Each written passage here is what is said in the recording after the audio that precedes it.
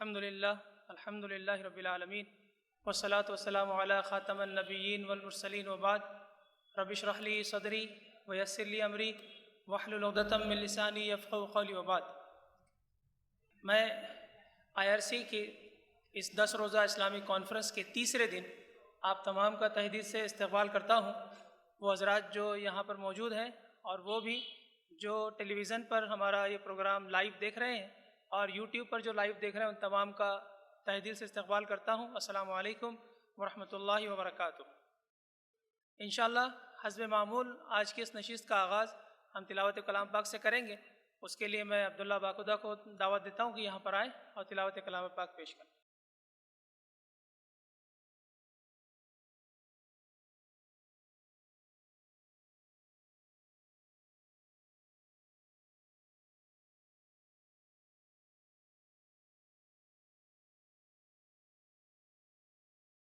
السلام علیکم ورحمۃ اللہ وبرکاتہ۔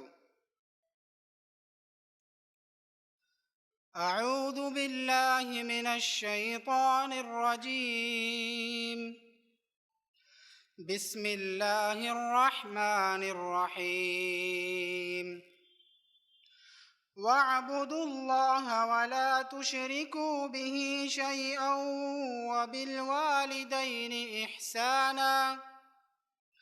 وبالوالدين إحسانا وبذي القربى واليتامى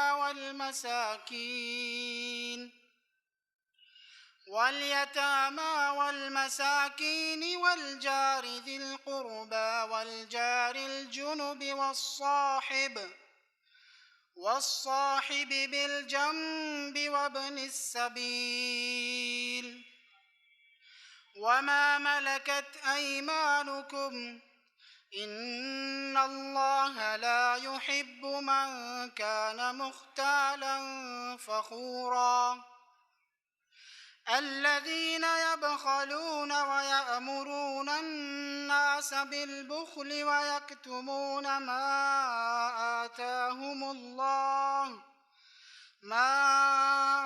آتاهم الله من فضله وأعتدنا للكافرين عذابا مهينا والذين ينفقون أموالهم رئاء الناس ولا يؤمنون بالله ولا باليوم الآخر ومن يكن الشيطان له قرينا فساء قرينا وماذا عليهم لو آمنوا بالله واليوم الآخر وأنفقوا مما رزقهم الله وكان الله بهم عليما إن الله لا يظلم مثقال ذرة وإن تك حسنة يضاعفها ويؤت من لدنه أجرا عظيما۔ اور اللہ تعالیٰ کی عبادت کرو اور اس کے ساتھ کسی کو شریک نہ کرو، اور ماں باپ کے ساتھ سلوک و احسان اور رشتہ داروں سے اور یتیموں سے اور مسکینوں سے اور قرابت دار ہمسائے سے اور اجنبی ہمسائے سے اور پہلو کے ساتھی سے اور راہ کے مسافر سے اور ان سے جن کے مالک تمہارے ہاتھ ہے، یعنی غلام اور کنیز۔ یقیناً اللہ تعالیٰ تکبر کرنے والوں اور شیخی خوروں کو پسند نہیں فرماتا۔ جو لوگ خود بخیلی کرتے ہیں اور دوسروں کو بھی بخیلی کرنے کو کہتے ہیں، اور اللہ تعالیٰ نے جو اپنا فضل انہیں دے رکھا ہے اسے چھپا لیتے ہیں، ہم نے ان کافروں کے لیے ذلت کی مار تیار کر رکھی ہے۔ اور جو لوگ اپنا مال لوگوں کے دکھاوے کے لیے خرچ کرتے ہیں اور اللہ تعالیٰ پر اور قیامت کے دن پر ایمان نہیں رکھتے، اور جس کا ہم نشین اور ساتھی شیطان ہو وہ بدترین ساتھی ہے، بھلا ان کا کیا نقصان تھا اگر یہ اللہ تعالیٰ پر اور قیامت کے دن پر ایمان لاتے اور اللہ تعالیٰ نے جو انہیں دے رکھا ہے اس میں سے خرچ کرتے۔ اللہ تعالیٰ انہیں خوب جاننے والا ہے۔ بے شک اللہ تعالیٰ ایک ذرہ برابر ظلم نہیں کرتا، اور اگر نیکی ہو تو اسے دگنی کر دیتا ہے، اور خالص اپنے پاس سے بہت بڑا ثواب دیتا ہے۔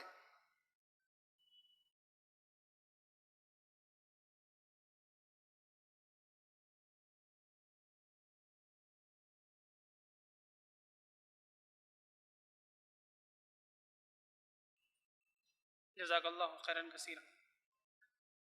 آئیے انشاءاللہ آج کی اس دوسری نشست کو ہم آگے بڑھاتے ہیں، اور حسب معمول میں مختصر سا اسلامک ریسرچ سینٹر کا تعارف آپ کے سامنے رکھ دوں۔ اسلامک ریسرچ سینٹر ایک غیر سیاسی اور نان پروفٹ ادارہ ہے جس کا قیام سن 2001 میں ہوا۔ جناب ایڈوکیٹ فیض سید صاحب اس ادارے کے بانی و صدر ہیں۔ اسلامک ریسرچ سینٹر کے اہم مقاصد میں سے ہے کہ اسلام کا پیغام موعظۃ حسنہ کے ذریعے مسلمانوں اور غیر مسلموں تک پہنچائے، نیز اسلام کے متعلق پائی جانے والی غلط فہمیوں کا ازالہ کیا جائے، اسی کے ساتھ ساتھ غربا و مساکین کی مدد کرنا، نیز سماجی مسائل جیسے تعلیم و صحت میں سماجی خدمات انجام دینا ہے۔ IRC ماڈرن ٹیکنالوجی کا حسب ضرورت استعمال کرتی ہے۔ الحمدللہ IRC کی علمی خدمات internet, cable T V, print media اور سوشل میڈیا کے ذریعے لاکھوں لوگوں تک پہنچ رہی ہیں۔ IRC بیت المال چلاتی ہے جس کے ذریعے ضرورت مندوں کی امداد کی جاتی ہے۔ IRC اورنگ آباد و مضافات میں مختلف دروس و دعوتی پروگرام منعقد کرتی ہے، جس میں قابل ذکر ہر اتوار کو IRC کے مرکز پر ہونے والا درس ہے جو صبح 10:30 بجے سے دوپہر 12:30 بجے تک ہوتا ہے۔ اس میں اکثر ایڈوکیٹ فیض سید خطاب فرماتے ہیں اور بعد از خطاب لوگوں کے سوالات کے جوابات دیتے ہیں۔ IRC کے عالم صاحب لوگوں کے بذریعے فون پوچھے گئے سوالات کے جوابات دیتے ہیں۔ عالم صاحب تمام ورکنگ آورس میں دستیاب ہوتے ہیں۔ IRC کی اپنی لائبریری ہے جس میں اسلام اور تقابلی مذاہب پر اردو، عربی، انگریزی، ہندی و دیگر زبانوں میں کتابیں موجود ہیں۔ IRC کی آڈیو لائبریری ہے جس میں ایڈوکیٹ فیض سید صاحب کے مختلف عنوانات پر تقاریر کی DVDs دستیاب ہیں۔ IRC کا YouTube چینل بھی ہے جو www.youtube.com/IRCindia ہے۔ آپ اس چینل کو وزٹ کر کے IRC کے پروگرامز دیکھ سکتے ہیں اور ڈاؤن لوڈ کر سکتے ہیں۔ آئیے اگلے نشست کی طرف بڑھتے ہیں، اور مقرر کو یہاں بلانے سے پہلے میں ان کا مختصر سا تعارف آپ کے سامنے پیش کر دوں۔ بے شک ایڈوکیٹ فیض سید صاحب کسی تعارف کے محتاج نہیں، لیکن میں حسب معمول آپ کے سامنے مختصر سا آپ کا تعارف رکھتا ہوں۔ ایڈوکیٹ فیض سید آپ نے BSc computer science, MCA، LLB کی ڈگریاں حاصل کی ہیں۔ آپ نے MA اسلامک اسٹڈیز کی ڈگری بھی حاصل کی ہے۔ آپ اسلامک ریسرچ سینٹر کے بانی و صدر ہیں۔ آپ آل انڈیا دعویٰ سینٹر ایسوسی ایشن یعنی ایڈکا کے شورا ممبر بھی ہیں۔ آپ نے ہندوستان کے 125 سے زائد شہروں میں اسلام اینڈ کمپیریٹیو ریلیجن یعنی اسلام اور اسی طرح تقابلی مذاہب پر اردو و ہندی زبانوں میں خطاب فرمایا ہے۔ آپ کو بیرونی ممالک سے بھی مدعو کیا جاتا ہے، اور ان دعوتوں کو قبول کرتے ہوئے آپ نے بہت سے ممالک کا دورہ کیا اور مختلف عنوانات پر خطاب فرمایا ہے، جس میں قابل ذکر خطاب وہ ہیں جو آپ نے King Fahd University of Petroleum and Minerals سعودی عرب، Assembly of Muslim Youth Dammam, المنار سینٹر دبئی، مدرسہ عائشہ نیپال، جدہ دعویٰ سینٹر جدہ سعودی عرب، Cooperative Office for Call and Guidance Jeddah سعودی عرب، دعویٰ سینٹر المعابدہ مکہ مکرمہ سعودی عرب میں آپ نے خطاب فرمایا ہے۔ میں مزید آپ کے اور مقرر کے درمیان حائل نہ ہوتے ہوئے بڑے ادب کے ساتھ جناب ایڈوکیٹ فیض سید صاحب کو دعوت دیتا ہوں کہ یہاں پر آئیں اور ان کے عنوان پر ہم سبوں کی رہنمائی فرمائیں۔ جناب ایڈوکیٹ فیض سید۔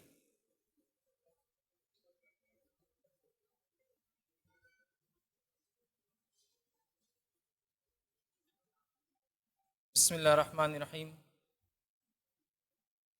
ان الحمد للہ نحمده ونستعینه ونستغفره ونعوذ باللہ من شرور انفسنا ومن سیئات اعمالنا، من يهد اللہ فلا مضل له ومن يضلل فلا هادی له، واشهد ان لا اله الا الله وحده لا شريك له واشهد ان محمدا عبده ورسوله وبعد فان خير الحديث كتاب الله وخير الهدي هدي محمد صلى الله عليه وسلم وشر الامور محدثاتها وكل محدثة بدعة وكل بدعة ضلالة وكل ضلالة في النار. وقال عز وجل في القرآن المجيد اعوذ بالله من الشيطان الرجيم بسم الله الرحمن الرحيم یا ایھا الذین آمنوا اتقوا اللہ حق تقاتہ ولا تموتن الا وانتم مسلمون. وقال یا ایھا الناس اتقوا ربکم الذی خلقکم من نفس واحدہ وخلق منها زوجها بث منهما رجالا کثیرا ونساء واتقوا اللہ الذی تسألون به والارحام ان اللہ کان علیکم رقیبا. وقال یا ایھا الذین آمنوا اتقوا اللہ وقولوا قولا سدیدا یصلح لکم اعمالکم ویغفر لکم ذنوبکم ومن یطع اللہ ورسولہ فقد فاز فوزا عظیما. اللهم صل على محمد وعلى ال محمد كما صليت على ابراهيم وعلى ال ابراهيم انك حميد مجيد. اللهم بارك على محمد وعلى ال محمد كما باركت على ابراهيم وعلى ال ابراهيم انك حميد مجيد.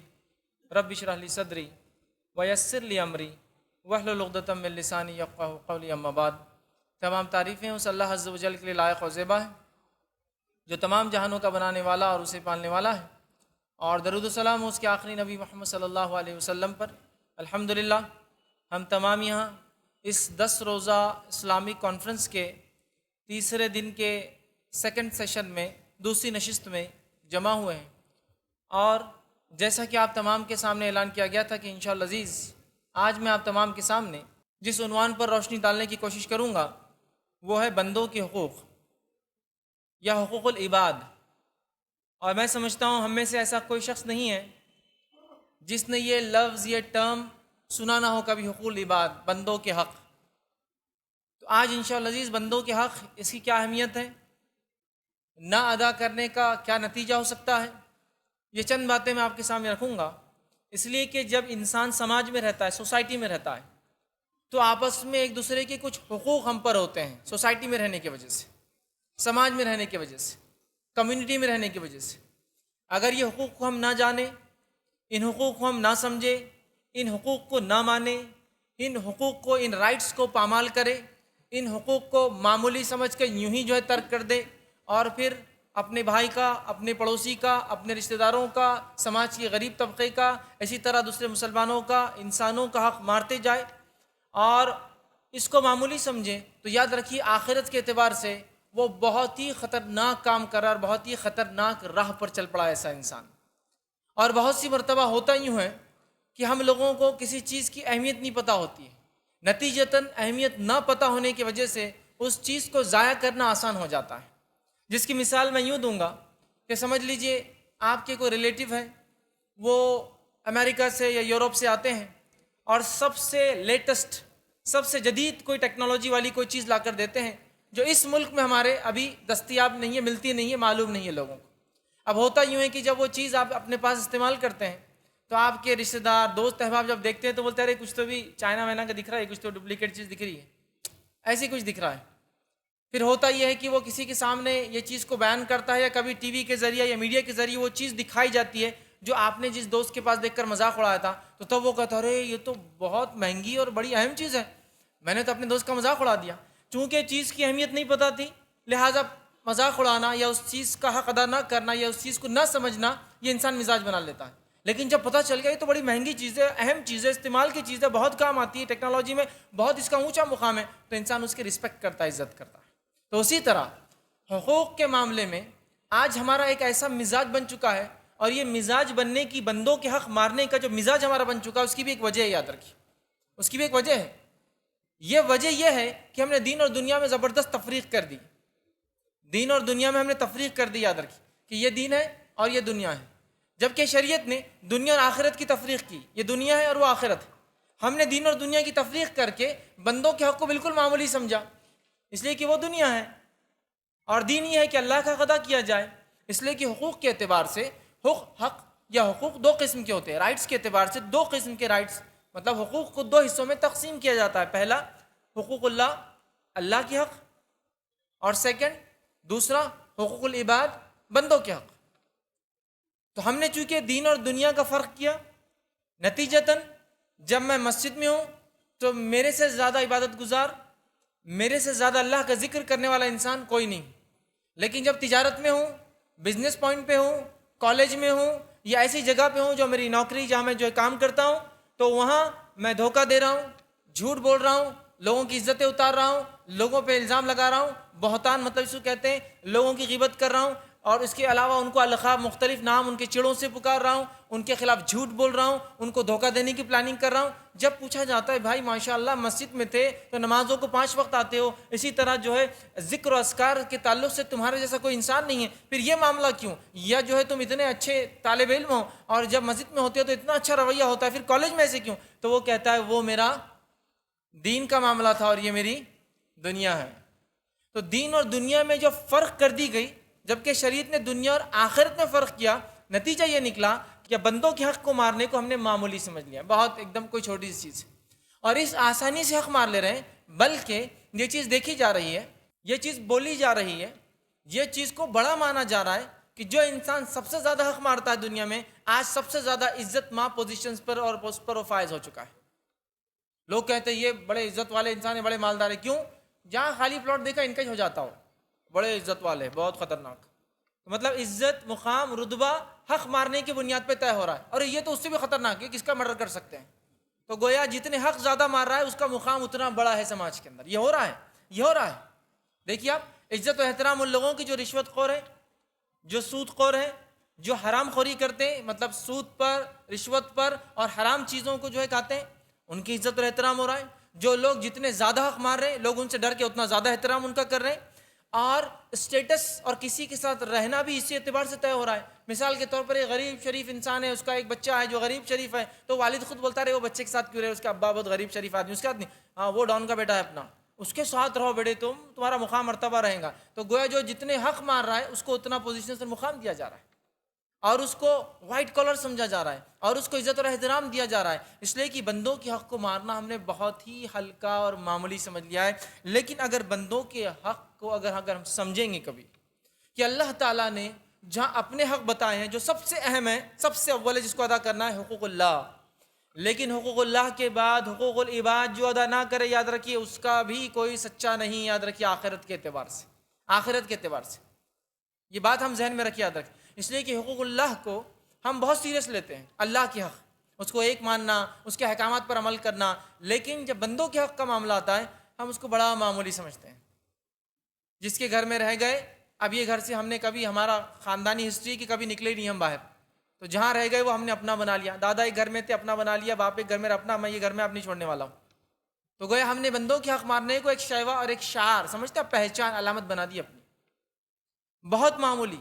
تو اس کی اہمیت کو ہمیں سمجھنا ہوگا کہ بندوں کے حق کتنے اہم ہیں. یاد رکھیے شریعت کے اندر جہاں اللہ کے حق ادا کرنے کی ہم کوشش کرتے ہیں، وہیں اس چیز کا ہم پورا خیال رکھیں کہ بندوں کے حق بھی ہم سے مارے نہ جائے. پھر اللہ یہ کہ پھر انسان مجبوری میں کچھ کر دے تو وہ معافی مانگ لے اس چیز کے معاملے میں. ہوتا ہے نا، جب ہم سماج میں رہیں گے تو پرابلمس تو آئیں گی نا، لیکن جب ایسا ہو وہ معافی مانگ لے. لیکن بندوں کے حق کو مارنا چونکہ ہم معمولی سمجھتے ہیں، لہٰذا معافی کا تو سوال ہی نہیں. آئیے بندوں کے حق کی اہمیت کیا ہوتی ہے، چند حدیثیں آپ کے سامنے رکھتا ہوں بات سمجھنے کے. پہلی حدیث مسند احمد کی روایت ہے.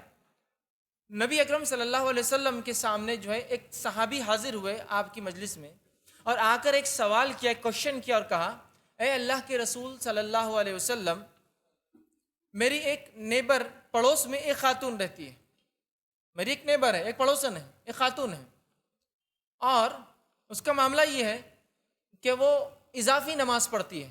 ظاہر سی بات ہے توحید پرست تھے اس زمانے میں لوگ، اضافی نماز پڑھتی ہے، مطلب 5 وقتہ 5 نمازوں کے علاوہ بھی وہ نمازوں کا نفل کا خوب کثرت سے اہتمام کرتی ہے، اور زیادہ روزے رکھتی ہے، مطلب رمضان کے فرض روزوں کے علاوہ نفل کی عادی ہے. اور اس کے علاوہ وہ جو ہے نفلی زکوٰۃ دیتی ہے، مطلب زکوٰۃ کے علاوہ نفلی صدقات کا اہتمام کرتی ہے. زکوٰۃ تو فرض ہے، اس کے علاوہ وہ حج میں زیادتی کرتی ہے، مطلب حج کے علاوہ فرض اور وہ جا کے عمرے کیا کرتی ہے. یہ اس کا معاملہ ہے. لیکن معاملہ یہ ہے کہ پڑوسیوں سے سلوک برا ہے. مطلب یہ صحابی کہہ رہے میری ایک پڑوسن ہے اور اس کا ان کے پڑوسیوں سے، مطلب اس عورت کا دوسرے پڑوسیوں سے سلوک برا ہے. مطلب جب بات کرتی ہے تو گالی گلوچ کرتی ہے، برا بھلا کہتی ہے اپنے دوسری پڑوسن عورت کو. تو نبی اکرم صلی اللہ علیہ وسلم جب دریافت کیا گیا کہ اس خاتون کا کیا ہوگا، جو نمازوں میں اضافہ، روزوں میں اضافہ، زکوٰۃ، نفلی صدقات میں اضافہ، حج کرنے میں اضافہ کرتی ہے، لیکن پڑوسیوں سے معاملات اس کے برے ہیں، برے الفاظ گالی گلوچ کرتی ہے، تو نبی اکرم صلی اللہ علیہ وسلم نے اپنی زبان سے اس چیز کی گواہی دی اور کہا ہی فی النار، وہ عورت جہنمی ہے۔ پھر اس سائل نے اگلا کوشچن کیا۔ اگلا سوال کیا تھا؟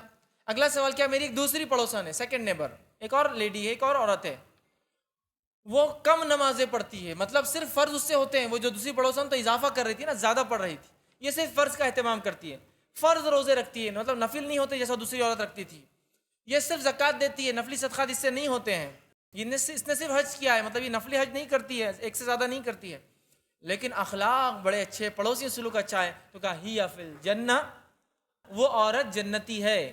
تو نبی اکرم صلی اللہ علیہ وسلم نے بندوں کا حق مارنے والی عورت جو کہ اللہ کا حق دیتی تھی، اس کے تعلق سے کیا وہ جہنمی ہے، اور ایک عورت جو اللہ کے حق اتنا دیتی جتنا کہ اس کا حق ہے، اضافہ نہیں کر رہی تھی، لیکن اخلاق اچھے تھے، حقوق العباد، بندوں کے معاملات میں کچھ نہیں تھا، پڑوسی سے گالی گلوچ نہیں کرتی، لڑتی نہیں جیسا پہلی عورت کرتی تھی، تو کہا یہ جنتی ہے۔ اب بتائیے میرا اور آپ کا حال اپنے پڑوسیوں سے کیا ہے؟ اور جب حقوق العباد کی ہم باتیں سنتے ہیں تو ایک بڑی افسوس کی چیز ہے، یا کوئی گناہ کی بات ہم سنتے ہیں تو ہم اس بات کو ویسا نہیں سمجھتے جیسا صحابہ سمجھتے تھے، بڑی افسوس کی بات ہے۔ آیت نازل ہو رہی ہے قرآن میں منافقین کی صفت کے تعلق سے، اور بڑے سے بڑے درجے کا صحابی اپنے آپ کو اس میں ڈال کے جانچ رہا ہے، کہیں میں تو وہ نہیں ہوں، کہیں وہ تو میں تو وہ نہیں ہوں۔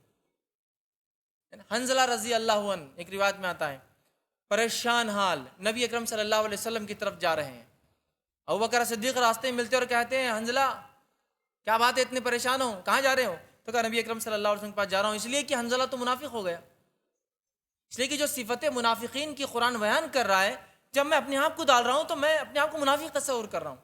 ابوبکر صدیق رضی اللہ عنہ فرماتے ہیں میں بھی اسی چیز سے ڈرا ہوا ہوں، چلو دونوں جا کے کوشچن کرتے، سوال کرتے، کہ منافق تو نہیں ہو گئے۔ تو یہاں صحابہ میں سب سے اونچا درجہ رکھنے والے بھی ابوبکر صدیق رضی اللہ عنہ، جن کا مقام افضل البشر بعد الانبیاء والمرسلین، سب سے افضل انسان انبیاء اور رسول کے بعد، وہ بھی اپنے آپ کو منافقین کی آیتوں سے اسکین کر رہے، میں تو نہیں ہو گیا، میں تو نہیں ہو گیا۔ یہ بات میں کیوں کہہ رہا ہوں؟ ہم لوگ کیا کرتے ہیں، بندوں کے حق کی بات ہو رہی ہے، تو اب پڑوسی کی بات ہو رہی تھی نا، وہ جہنمی ہے وہ عورت، تو اب میں اپنے آپ کو پڑوسی بنا لے رہا ہوں، اس عورت کے مقام پہ اپنے آپ کو نہیں رکھتے ہوئے وہ دوسرا بن جانا جس کے خلاف بات ہوتی ہے، ارے ہاں میرا پڑوسی صحیح بول رہے، فیض بھائی ایسے کرتا، آپ میرے کو بالکل صحیح یاد آ رہا، نہیں، اب مجھے اپنے آپ کو ڈالنا ہے میں اپنے پڑوسی کے ساتھ کیسا ہوں، جو صحابہ کی عادت تھی۔ آیتیں اترتی ہے کہ یہ صفت فاسقوں کی، یہ فاجروں کی، یہ منافقوں کی، یہ کافروں کی، صحابہ اپنے آپ کو جانچ رہے، میرے میں تو نہیں ہے نا، میرے میں تو نہیں ہے۔ تو ہمیں اپنے نفس کو ڈالنا ہے، اپنے پڑوسی کو نہیں سوچنا ہے، اب یہ سوچنا میں تو حق دے رہا ہوں یا نہیں دے رہا ہوں، کہ میں تو اس میں نہیں شامل ہو گیا، کیوں تو آج کیا ہوتا ہے، ایک پڑوس میں پلاٹ خالی تھا، کسی میرے بھائی نے اس کو خرید لیا، اب پتہ چل رہا کس نے خریدا، خریدنے والے کے اسٹیٹس کے اعتبار سے اس کو اتنی تکلیفیں زیادہ دی جا رہی، سمجھ رہے ہیں بات کو؟ بازو خریدنے آیا تو اپنی دیوار کو آگے سرکا دیے، جھاڑ کو ادھر لگا دی لے آگے، اب جھاڑ نہیں توڑ سکتے، آپ بہت محنت سے لگا آپ نے، کارپوریشن بول دیں گے جا کے جھاڑ توڑ رہے تم، اپنے گھر میں نہیں، اس کو گھر بنا رہا ہے وہ خود نے تو پورا ایف ایس آئی کے علاوہ بھی ادھر ادھر کی زمینیں 3-3 4-4 فٹ ہینگنگ مطلب بالکنیز نکال دی، وہ کچھ مسئلہ نہیں، لیکن اب پڑوسی اگر اپنے حدود کے اندر بھی رہیں گا اور ایکچوئل جو دیا گیا نہیں کریں گا، کیس ڈالو اس پہ، اس کو پوری تکلیف، مطلب وہ ڈپارٹمنٹ دکھاؤ اس کو جو اس نے خواب میں بھی نہیں سوچا ہوگا، سب جگہ بھیجو اس کو۔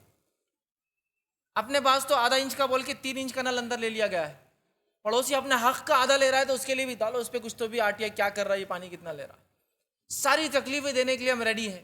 اب بیچارہ جیسے تیسے پورے جنگ لڑ کر آ گیا، پڑوس میں بس گیا، بچیاں ہیں نا، شادی مت ہونے دو اس کی بچیوں کی، مکمل طور سے اس کے پیدائش سے لے کر موت خبر میں ڈالنے تک پوری پلاننگ سے ہمارے پاس تکلیف دینے کی۔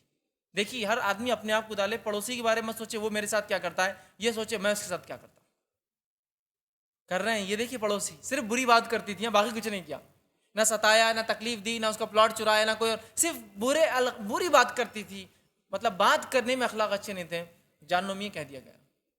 معمولی مت سمجھیے بندوں کے حق کو، میں سمجھتا ہوں ایک حدیث بھی کافی عمل کے اعتبار سے، بندوں کے حق کیا ہے ادا کیجئے جتنے ہو سکتے۔ دوسرا واقعہ سنیے، صحیح مسلم کی روایت، نبی اکرم صلی اللہ علیہ وسلم صحابہ کا مجمع بیٹھا ہے اور صحابہ سے کہتے ہیں کیا تم جانتے ہو میری امت کا مفلس، غریب، خلاش، وہ آدمی جس کا مال و دولت، مطلب جو آدمی غریب جس کو کہتے ہیں، خلاش مفلس کون ہے؟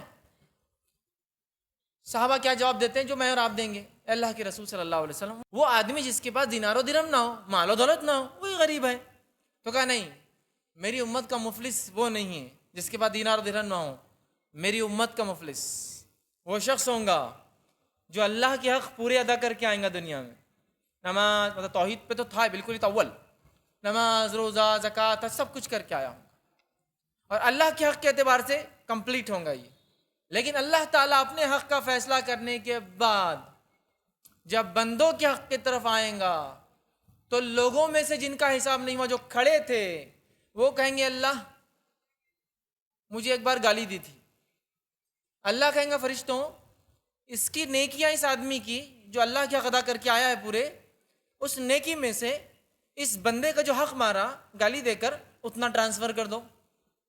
فرشتے لے کے اس کے نام اعمال میں کہ نیکیاں اٹھا کر اس کے نام اعمال میں ڈال دیں گے جس کو گالی دے کر آیا تھا. اب اس کے بعد دوسرا آدمی ہاتھ اٹھائیں گے، کہیں گے اللہ میرے ساتھ برا سلوک کیا تھا، مجھے تکلیف پہنچائی تھی، مجھے ایذا دی تھی، اور مختلف قسم کی باتیں مختلف لوگ کہیں گے. نتیجتاً حدیث میں آتا ہے فرشتے آ کر کہیں گے اللہ اس بندے کی ساری نیکیاں ختم ہو گئی، بانٹتے گئے ہم بندوں کے حق جو اس نے مار کے آیا تھا، اب نیکی نہیں بچی، اب کیا کرنا چاہیے؟ تو اللہ کہیں گا اب دوسروں کے گناہ جن کے حق باقی ہے اس کے سر پہ اٹھا کے ڈال دو. نتیجتاً ان کے گناہ اس کے سر پہ ڈالے جائیں گے اور وہ اٹھا کر منہ کے بل گھسیٹتا ہوا جہنم میں پھینک دیا جائے گا. سبحان اللہ. صرف بندوں کے حق مارنے کی وجہ سے. اللہ رحم کرے، اپنے آپ کا انالیسس کریے، تھوڑا سا اپنے آپ کے بارے میں سوچیے. کسی نے آ کے ذرا سا گاڑی کو پیچھے سے دھکا دے دیا، آپ نے پلٹتی اس کو 2 گالیاں دے دی اور خواب و خیال میں سوچا بھی نہیں کہ گالی دی میں نے. اس کے بعد یہ بات چیت آگے کی شروع ہوئی. روز قیامت یہ بہت بھاری پڑ سکتی ہے، بہت بھاری. سمجھ رہے ہیں؟ چونکہ جب انسان سماج میں رہیں گا تو گاڑیاں لگیں گی ایک دوسرے سے، ہوں گا ہی. لیکن گالی کے بدلے اگر آپ یہ کرے کہ اے اللہ کے بندے اللہ تجھ پہ رحم کرے، کیسی گاڑی چلا رہا ہے، دعا بھی ہوئی، دعا بھی ہوئی نا. اللہ تیری مغفرت کرے، کیا کر رہا ہے یار، آ کر میری گاڑی کو ٹچ کر دے رہا ہے، دعا بھی ہوئی. آپ نے بتایا بھی کہ غلطی ہو رہی ہے اس سے، لیکن ہم گالی دیتے ہیں، سوچا بھی نہیں. اور اگر وہ گالی اس کا حق نہیں ہوگا کہ اس کو دیا جائے، اور جو کہ یقیناً نہیں ہے گاڑی کی گاڑی لگنے سے، تو روز قیامت اس کا جواب دینا ہے. آپ بات سمجھ رہے ہیں؟ یہ معمولی نہیں. کسی سے قرض لیا تھا جو کہ ہم نے تو طے کر لیا کہ کبھی واپس کرنا ہی نہیں، ہم لیتے اس نیت سے، تو وہ قرض دار بھی کھڑا ہوں گا وہاں مجمع میں اور کہیں گے اللہ اتنا قرض باقی ہے، جو کہ اللہ رحم کرے میں تو بھول بھی چکا، دنیا میں کتنوں سے لیا ہوں، ان سے 100 200 اب میں کل دیتا ہوں نا، 1000 2000 کل دیتا ہوں، لاکھ 2 لاکھ، اور آدمی کی حیثیت کے اعتبار سے ملینز اور بلینز میں کر چکا ہوں فراڈ اب تک. یہ سارے لوگ کھڑے ہوں گے وہاں اور کہیں گے اللہ میرا اور میرا اور میرا، اور میں نہیں جانتا اور کوئی نہیں جانتا کہ ہر روپے کے بدلے وہ کتنے نیکیاں لے جائیں گا. لیکن یہ بات میں دعوے سے کہہ سکتا ہوں، سارے دنیا کا مال و دولت بھی جمع ہو جائے تو ایک نیکی خریدی نہیں جا سکتی. یہ بات میں کہہ سکتا ہوں دعوے سے. سارے دنیا کا مال و دولت بھی جمع ہو تو ایک نیکی نہیں خرید جا سکتی، یاد رکھیے. لیکن کیا ٹرانزیکشن میں کتنی نیکیاں ہوں گی ایک روپے کے بدلے میں نہیں جانتا ہوں، یا 1 دینار 1 درہم 1 ریال اور اس کے علاوہ جتنی کرنسیز ہوتی ہے، یاد رکھیے میں نہیں جانتا. ہم نے بڑا معمولی سمجھا بندوں کے حق. آئیے تیسری روایت صحیح بخاری کی حدیث ہے. نبی اکرم صلی اللہ علیہ وسلم فرماتے ہیں میرا دل چاہتا ہے، مطلب کچھ لوگ ایسے تھے اس زمانے میں جو مسجد میں آ کر با جماعت نماز نہیں پڑھتے تھے، تو نبی اکرم صلی اللہ علیہ وسلم فرمایا میرا دل چاہتا ہے ایک دن اذان دی جائے اور میں امامت کو آگے نہ بڑھوں، کسی نوجوان کو آگے بڑھا دوں، پھر میں نکلوں محلے کے اندر اور جا کر لوگوں کو لکڑیاں جمع کرنے کا حکم دوں اور ان لوگوں کے گھروں کو آگ لگا دوں جو لوگ بنا کسی شرعی عذر کے مسجد میں نماز نہیں پڑھتے ہوئے گھر میں پڑھتے ہیں. مطلب کوئی ان کا ریزن نہیں ہے، کوئی مطلب دینی کوئی عذر نہیں، پھر بھی گھر میں پڑھتے ہیں، گھر جلا دوں. کون؟ جو باجماعت نماز نہیں پڑھتے، پڑھ تو رہے ہیں لیکن باجماعت نہیں. باجماعت نماز کی کتنی اہمیت ہوئی، آپ جلانے کا کہہ رہے ہیں، میرا دل چاہتا ہے گھر کو آگ لگا دوں ان کی.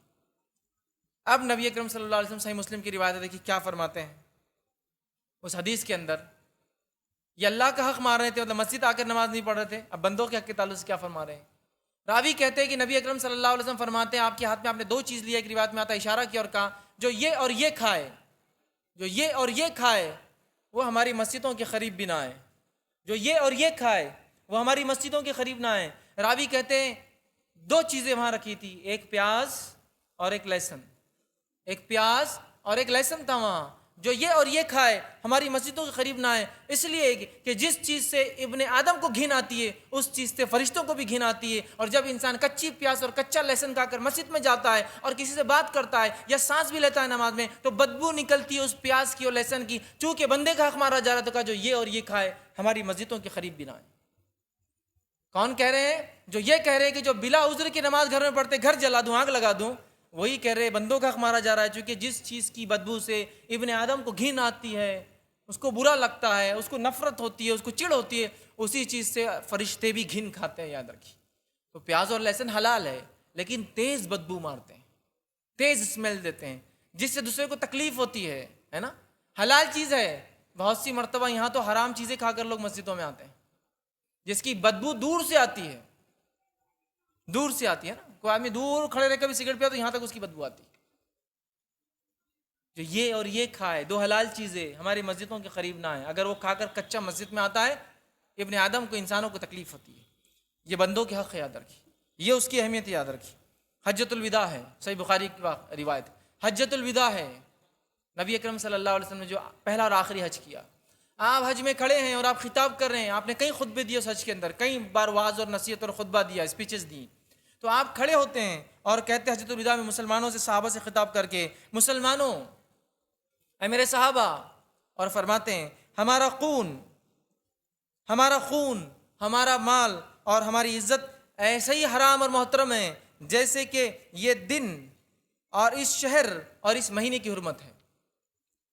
اے مسلمانوں، تمہارا مال، خون اور عزت ویسے ہی تم پر ایک دوسرے پر حرام ہے، محترم ہے، جس طرح سے یہ دن، یہ شہر اور اس مہینے کی حرمت ہے۔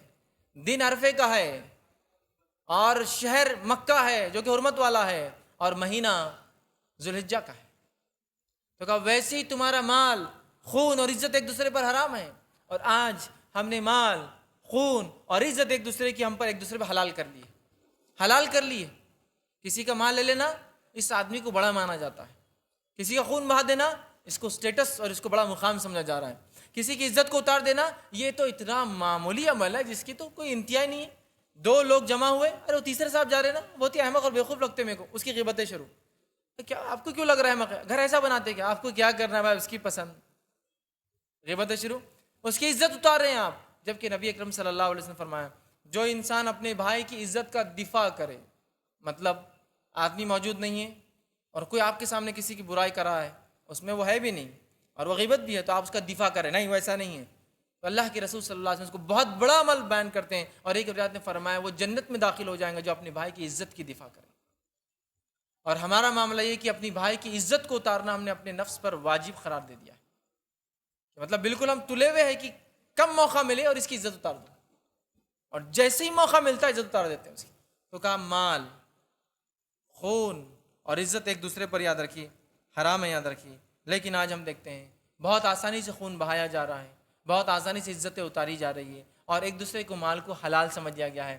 کسی سے پیسہ لیا واپس نہیں کیا، کسی کے گھر میں کرائے سے رہے اس میں بس گئے، کسی کا پلاٹ غبن کر لیا، کسی کو مختلف قسم سے مالی اذیت، اس کی گاڑی رکھ لی، فلاں کیا، یہ کیا، تکلیف دی جا رہی، اور اس مال کو حلال سمجھ کے استعمال بھی کیا جا رہا ہے۔ اللہ رحم کرے، اس بات کو سمجھنے کی بہت سخت ضرورت ہے۔ اسی طرح یہ تو بندوں کے حق کی بات ہے، صحابہ کا معاملہ جانوروں کے حق میں کیا تھا، ایک مثال دیتا ہوں، اور کیوں نہ ہو، صحیح مسلم کی روایت ہے، نبی اکرم صلی اللہ علیہ وسلم فرماتے ہیں روز قیامت سینگ والی بکری اور بغیر سینگ والی بکری کو لایا جائے گا۔ روز قیامت سینگ والی بکری اور بغیر سینگ بکری کو لایا جائے گا۔ دنیا میں سینگ والی بکری نے بغیر سینگ والی کو مارا تھا، حساب کیا جائے گا، بغیر سینگ والی کو سینگ دیا جائے گا، وہ اس کو ماریں گی اور ان کا حساب ختم کر کے ان کو مٹا دیا جائے گا۔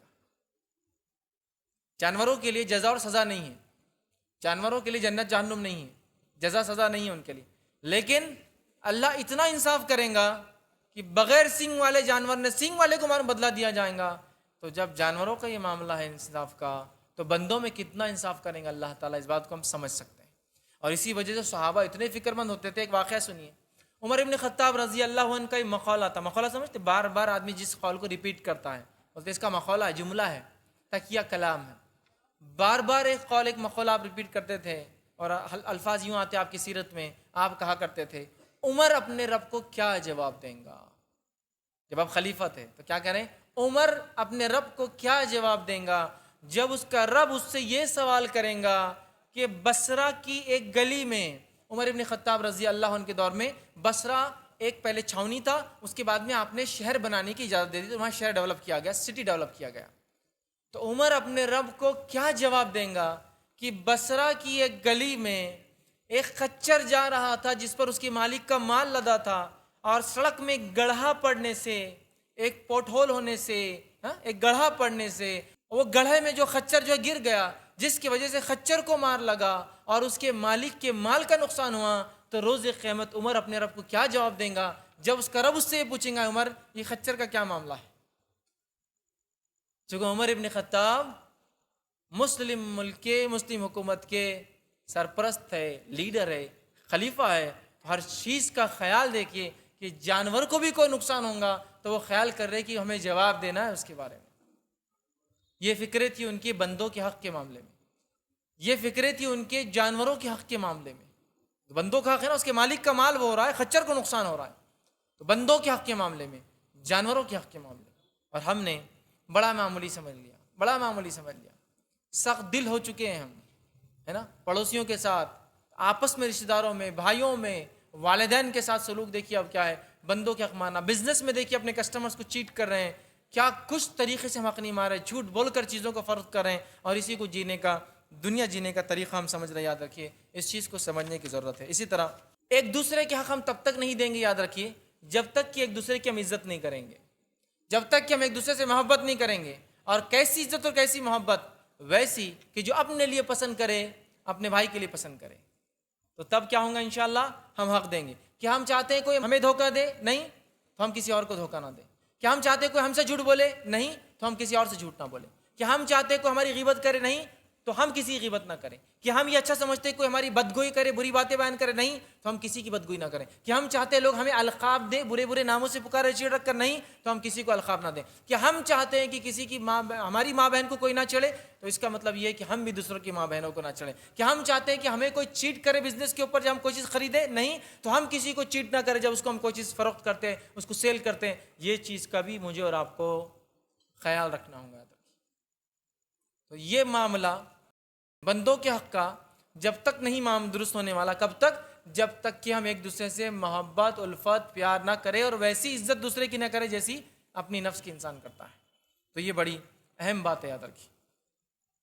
ہم آج دیکھتے ہیں دھوکہ دینا، جھوٹ بولنا، ظلم کرنا، تکلیف پہنچانا، جو حق آپس میں دیے گئے نہ ادا کرنا، یہ بالکل ہمارا معمول بن چکا ہے. یاد رکھیے نبی اکرم صلی اللہ علیہ وسلم فرماتے اور کہتے ہیں جو شخص بڑھاپے میں یہ چاہتا ہے کہ اس کی عزت ہو، وہ جوانی میں بوڑھوں کی عزت کرے. جو شخص یہ چاہتا ہو کہ اس کی بڑھاپے میں عزت ہو، وہ جوانی میں بوڑھوں کی عزت کرے. مطلب یہ کہ جو چاہتا ہے کہ میں جب اولڈ ایج میں پہنچ جاؤں، نوجوان میری رسپیکٹ کرے، اسے چاہیے کہ جب وہ نوجوان یوتھ ہے تو رسپیکٹ کرے اولڈ ایج لوگوں کا. تو اس حدیث سے ایک بات یہ سمجھ میں آتی ہے، اس ہاتھ دے اور اس ہاتھ لے. تو میں یہ کہوں گا کہ ہم اگر چاہتے ہمارے حق ادا ہو تو ہم دوسروں کے حق ادا کریں. ہم اگر چاہتے ہمارے حق ادا ہو تو ہم دوسروں کے حق ادا کریں. یہاں ہر آدمی چاہتا ہے میرے حق دوسرے ادا کرے اور میں کسی کی ادا نہیں کروں گا. مجھے کوئی جھوٹ نہ بولے، میں دنیا سے جھوٹ بولوں گا. مجھے کوئی دھوکہ نہ دے، اس لیے کہ میرے پاس طاقت ہے، میں سب کو دھوکہ دوں گا. نہیں، ہم ایک دوسرے سے عزت کرنا ہو، ایک دوسرے کی عزت کرنا ہوگی، محبت کرنا ہوگی، تو تبھی پھر ہم ایک دوسرے کے حق دیں گے. ورنہ جو سماج میں سسٹم چل پڑا ہے بندوں کے حق ماننے کا، شاید ہی پھر اس کو باندھا جائے، روک لگائی جا سکے. اسی طرح جو ہے حقوق العباد ادا کرنے والے کو، بندوں کے حق کو دینے والے کو نبی اکرم صلی اللہ علیہ وسلم نے مسلم اور مومن کہا. بندوں کے حق کو دینے والے کو نبی اکرم صلی اللہ علیہ وسلم نے مسلم اور مومن کہا. یاد رکھیے ایسی باتیں نماز کے لیے، روزے کے لیے، زکوٰۃ اور حج کے لیے نہیں آتی ہے، جو باتیں آپسی حقوق کے لیے کہی گئی، اس لیے کہ وہ تو اللہ کا حق ہے اور انسان اللہ سے ڈر کے وہ کام کریں گا ہی. لیکن بندوں کے حق کی اہمیت بتانے کے لیے ایسے الفاظ ادا کیے گئے کہ مسلم اور مومن کہا گیا اس انسان کو جو بندوں کے حق ادا کرتا ہے. آئیے سنیے، بخاری کی روایت ہے، نبی اکرم صلی اللہ علیہ وسلم فرماتے اور کہتے ہیں المسلم من سلم المسلمون من اللسان ویدہ. مسلمان وہ ہے جس کی ہاتھ اور زبان سے دوسرا مسلمان محفوظ ہو. مسلمان وہ ہے جس کی ہاتھ اور زبان سے دوسرا مسلمان محفوظ ہو. تو کیا واقعی میں مسلمان ہیں؟ ہماری ہاتھ اور زبان سے دوسرا مسلمان محفوظ ہے؟ تو ایسے آدمی کو جس کی ہاتھ اور زبان سے دوسرا مسلمان محفوظ ہے، سیف ہے، اس کو آپ نے مسلم کہا. اور مومن کس کو کہا سنیے. اب آپ صلی اللہ علیہ وسلم فرمایا، بخاری کی روایت ہے، اور کہا مومن وہ ہے جس کے شر اور فساد سے دوسرے لوگ محفوظ ہو، انسانیت محفوظ ہو. مومن وہ ہے جس کے شر اور فساد سے انسانیت محفوظ ہو، اور مسلم وہ ہے جس کے زبان اور ہاتھ سے دوسرا مسلم محفوظ ہو. تو یہاں بندوں کے حق ادا کرنے والے کو مسلم اور مومن کہا گیا. اب میں سمجھتا ہوں ہم سب جانتے ہیں مسلمون سے اونچا درجہ مومنون کا ہوتا ہے، متقون ہوتا ہے اور محسنون ہوتا ہے. درجات ایمان کے اعتبار سے انبیاء علیہ الصلوۃ والسلام محسنون کے درجے میں آتے ہیں، سب سے ہائیسٹ لیول ہوتا ہے وہ ایمان کا، ہے نا، اس لیول میں ہوتے، یاد رکھیے. تو مسلمون، مومنون، اور خود قرآن میں خطاب یا ایھا الذین آمنوا کہا گیا صحابہ کو، اس کے بعد متقون اور محسنون ہوتا ہے، یاد رکھیے. تو لہٰذا مسلم اور مومن کہا گیا اس انسان کو جو مسلمان جس سے محفوظ ہو اور انسانیت جس سے محفوظ ہو، وہ مسلم اور مومن ہے، یاد رکھیے. ہم اپنے آپ کو جانچیں کہ واقعی میں اس کرائٹیریا میں، اس حدیث میں ہم فٹ ہو رہے ہیں کہ ہم مسلم اور مومن کے اس درجے پہ پہنچ رہے ہیں کہ ہم مسلمانوں کا حق ادا کر رہے ہیں اور وہ ہم سے محفوظ اپنے آپ کو سمجھ رہے ہیں؟ نہیں سمجھ رہا ہے. کیا انسانیت اپنے آپ کو ہم سے محفوظ سمجھ رہی ہے آج؟ نہیں سمجھ رہی ہے نا. کیا کہا اللہ کے رسول سمجھ کہ اس کے نقصان کے خطرے سے لوگ جو نہ ڈرے. تو یہ مومن ہے، جیسے کہ مومن امن و امان دیتا ہے، مومن لوگوں کو سیف گارڈ، ان کی حفاظت کرتا ہے، مومن بہت زیادہ اچھی صفتوں کا حامل ہوتا ہے میرے بھائی. آج ہم وہ نہیں ہیں. تو لہٰذا ہم اس چیز کو جو ہے سمجھے، اس کی اہمیت کو جانیں. بخاری کی روایت ہے، نبی اکرم صلی اللہ علیہ وسلم فرماتے ہیں جو شخص دو چیزوں کی ضمانت لے لے میں اس کی جنتی ہونے کی ضمانت لیتا ہوں. ایک وہ جو اس کی دو ٹانگوں کے بیچ میں، اور ایک وہ جو اس کے جبڑے کے بیچ میں ہے. اپنی شرمگاہ کی اور زبان کا جو ذمہ لے لے کہ اللہ میں نے اس سے کچھ غلط نہیں کیا، تو نبی اکرم صلی اللہ علیہ وسلم گارنٹر بن جائیں گے اس کے، ضامین جنت میں جانے کی. گارنٹر آپ سمجھتے ہیں نا، جب آپ کسی سے ادھار لیتے ہیں بولتا گارنٹر لاؤ، مطلب اگر تم نہ دے سکو تو کون چکائیں گا، تو وہ گارنٹر ہوتا ہے. سمجھ رہا؟ تو نبی اکرم صلی اللہ علیہ وسلم گارنٹی لے رہے ہیں. اور خون بہانے کا معاملہ اور مال لوٹنے کا معاملہ اکثر جسم سے ہوتا ہے، ہاتھ سے ہوتا ہے ایسا، لیکن عزت اتارنے کا معاملہ صرف اور صرف زبان سے ہوتا ہے. اکثر کسی کی عزت اتارنا زبان سے ہم بالکل کرتے ہیں، یقیناً کچھ لوگ تو ہاتھ سے بھی کرتے ہیں، لیکن اکثر زبان سے کرتے ہیں. یاد رکھیں، کسی کو کچھ نہیں نقصان ہوئے تو کم از کم اس کے خلاف بات کر دیتے ہیں. تو اس معاملے میں ہم بہت چوکنا رہے. صحیح مسلم کی روایت ہے، ابو ہریرہ رضی اللہ عنہ اس کے راوی فرماتے ہیں اور کہتے ہیں قیامت کے دن اہل حقوق کے حق دلوائے جائیں گے، جس کے جو رائٹس تھے وہ دلوائے جائیں گے، حق دلوائے جائیں گے، یہاں تک کہ سینگ والی بکری نے بغیر سینگ والی کو مارا تھا تو اس کا بدلہ بھی دیا جانے والا ہے. اسی طرح جو نسائی کی روایت ہے، سنن نسائی میں نبی اکرم صلی اللہ علیہ وسلم فرماتے ہیں، عبداللہ بن جحش رضی اللہ عنہ اس کے راوی وہ کہتے ہیں نبی اکرم صلی اللہ علیہ وسلم فرمایا، کہا قسم ہے ذات کی جس کے قبضے میں میری جان ہے. جب نبی اکرم صلی اللہ علیہ وسلم حدیث میں یہ الفاظ ادا کرتے ہیں نا، قسم ہے اس ذات کی اس کے ہاتھ میں میری جان ہے، تو یہ بہت امپورٹنٹ ایشو ہوتا ہے، بڑی اہم بات اس کی بات آتی ہے. تو نبی اکرم صلی اللہ علیہ وسلم فرماتے ہیں قسم ہے اس ذات کی جس کے ہاتھ میں میری جان ہے، ایک شخص شہید ہو جائے، ایک شخص شہید ہو جائے، پھر زندہ ہو، پھر شہید ہو جائے، پھر زندہ ہو، اور ایسا کئی بار ہو، تب بھی اس کی مغفرت نہیں ہوں گی اگر اس پر قرض باقی تھا تو دنیا میں. ایک شخص شہید ہو جائے، پھر زندہ ہو، پھر شہید ہو جائے، پھر زندہ ہو، اور کئی بار بھی ایسا ہو تب بھی اس کی مغفرت نہیں اگر اس پر قرض باقی تھا تو. سبحان اللہ. اندازہ لگائیے، رسول اکرم صلی اللہ علیہ وسلم کا یہ معمول تھا، آپ کا یہ طریقہ تھا، جب کسی کا جنازہ جاتا تو پہلے پوچھتے اس پہ قرض تھا کیا. قرض اگر ہوتا تو صحابہ سے کہتے تم پڑھ لو، میں نہیں پڑھوں گا. اگر وہ صحابہ میں سے کچھ اٹھ کر کہتے اللہ کے رسول ہم اس کا قرض دے دیتے ہیں، اگر ضمانت ہوتی تو آپ جا کر پڑھتے، کوئی ضمانت نہیں لیتا تو آپ نماز بھی نہیں پڑھتے اس کی. آپ سمجھ رہے ہیں؟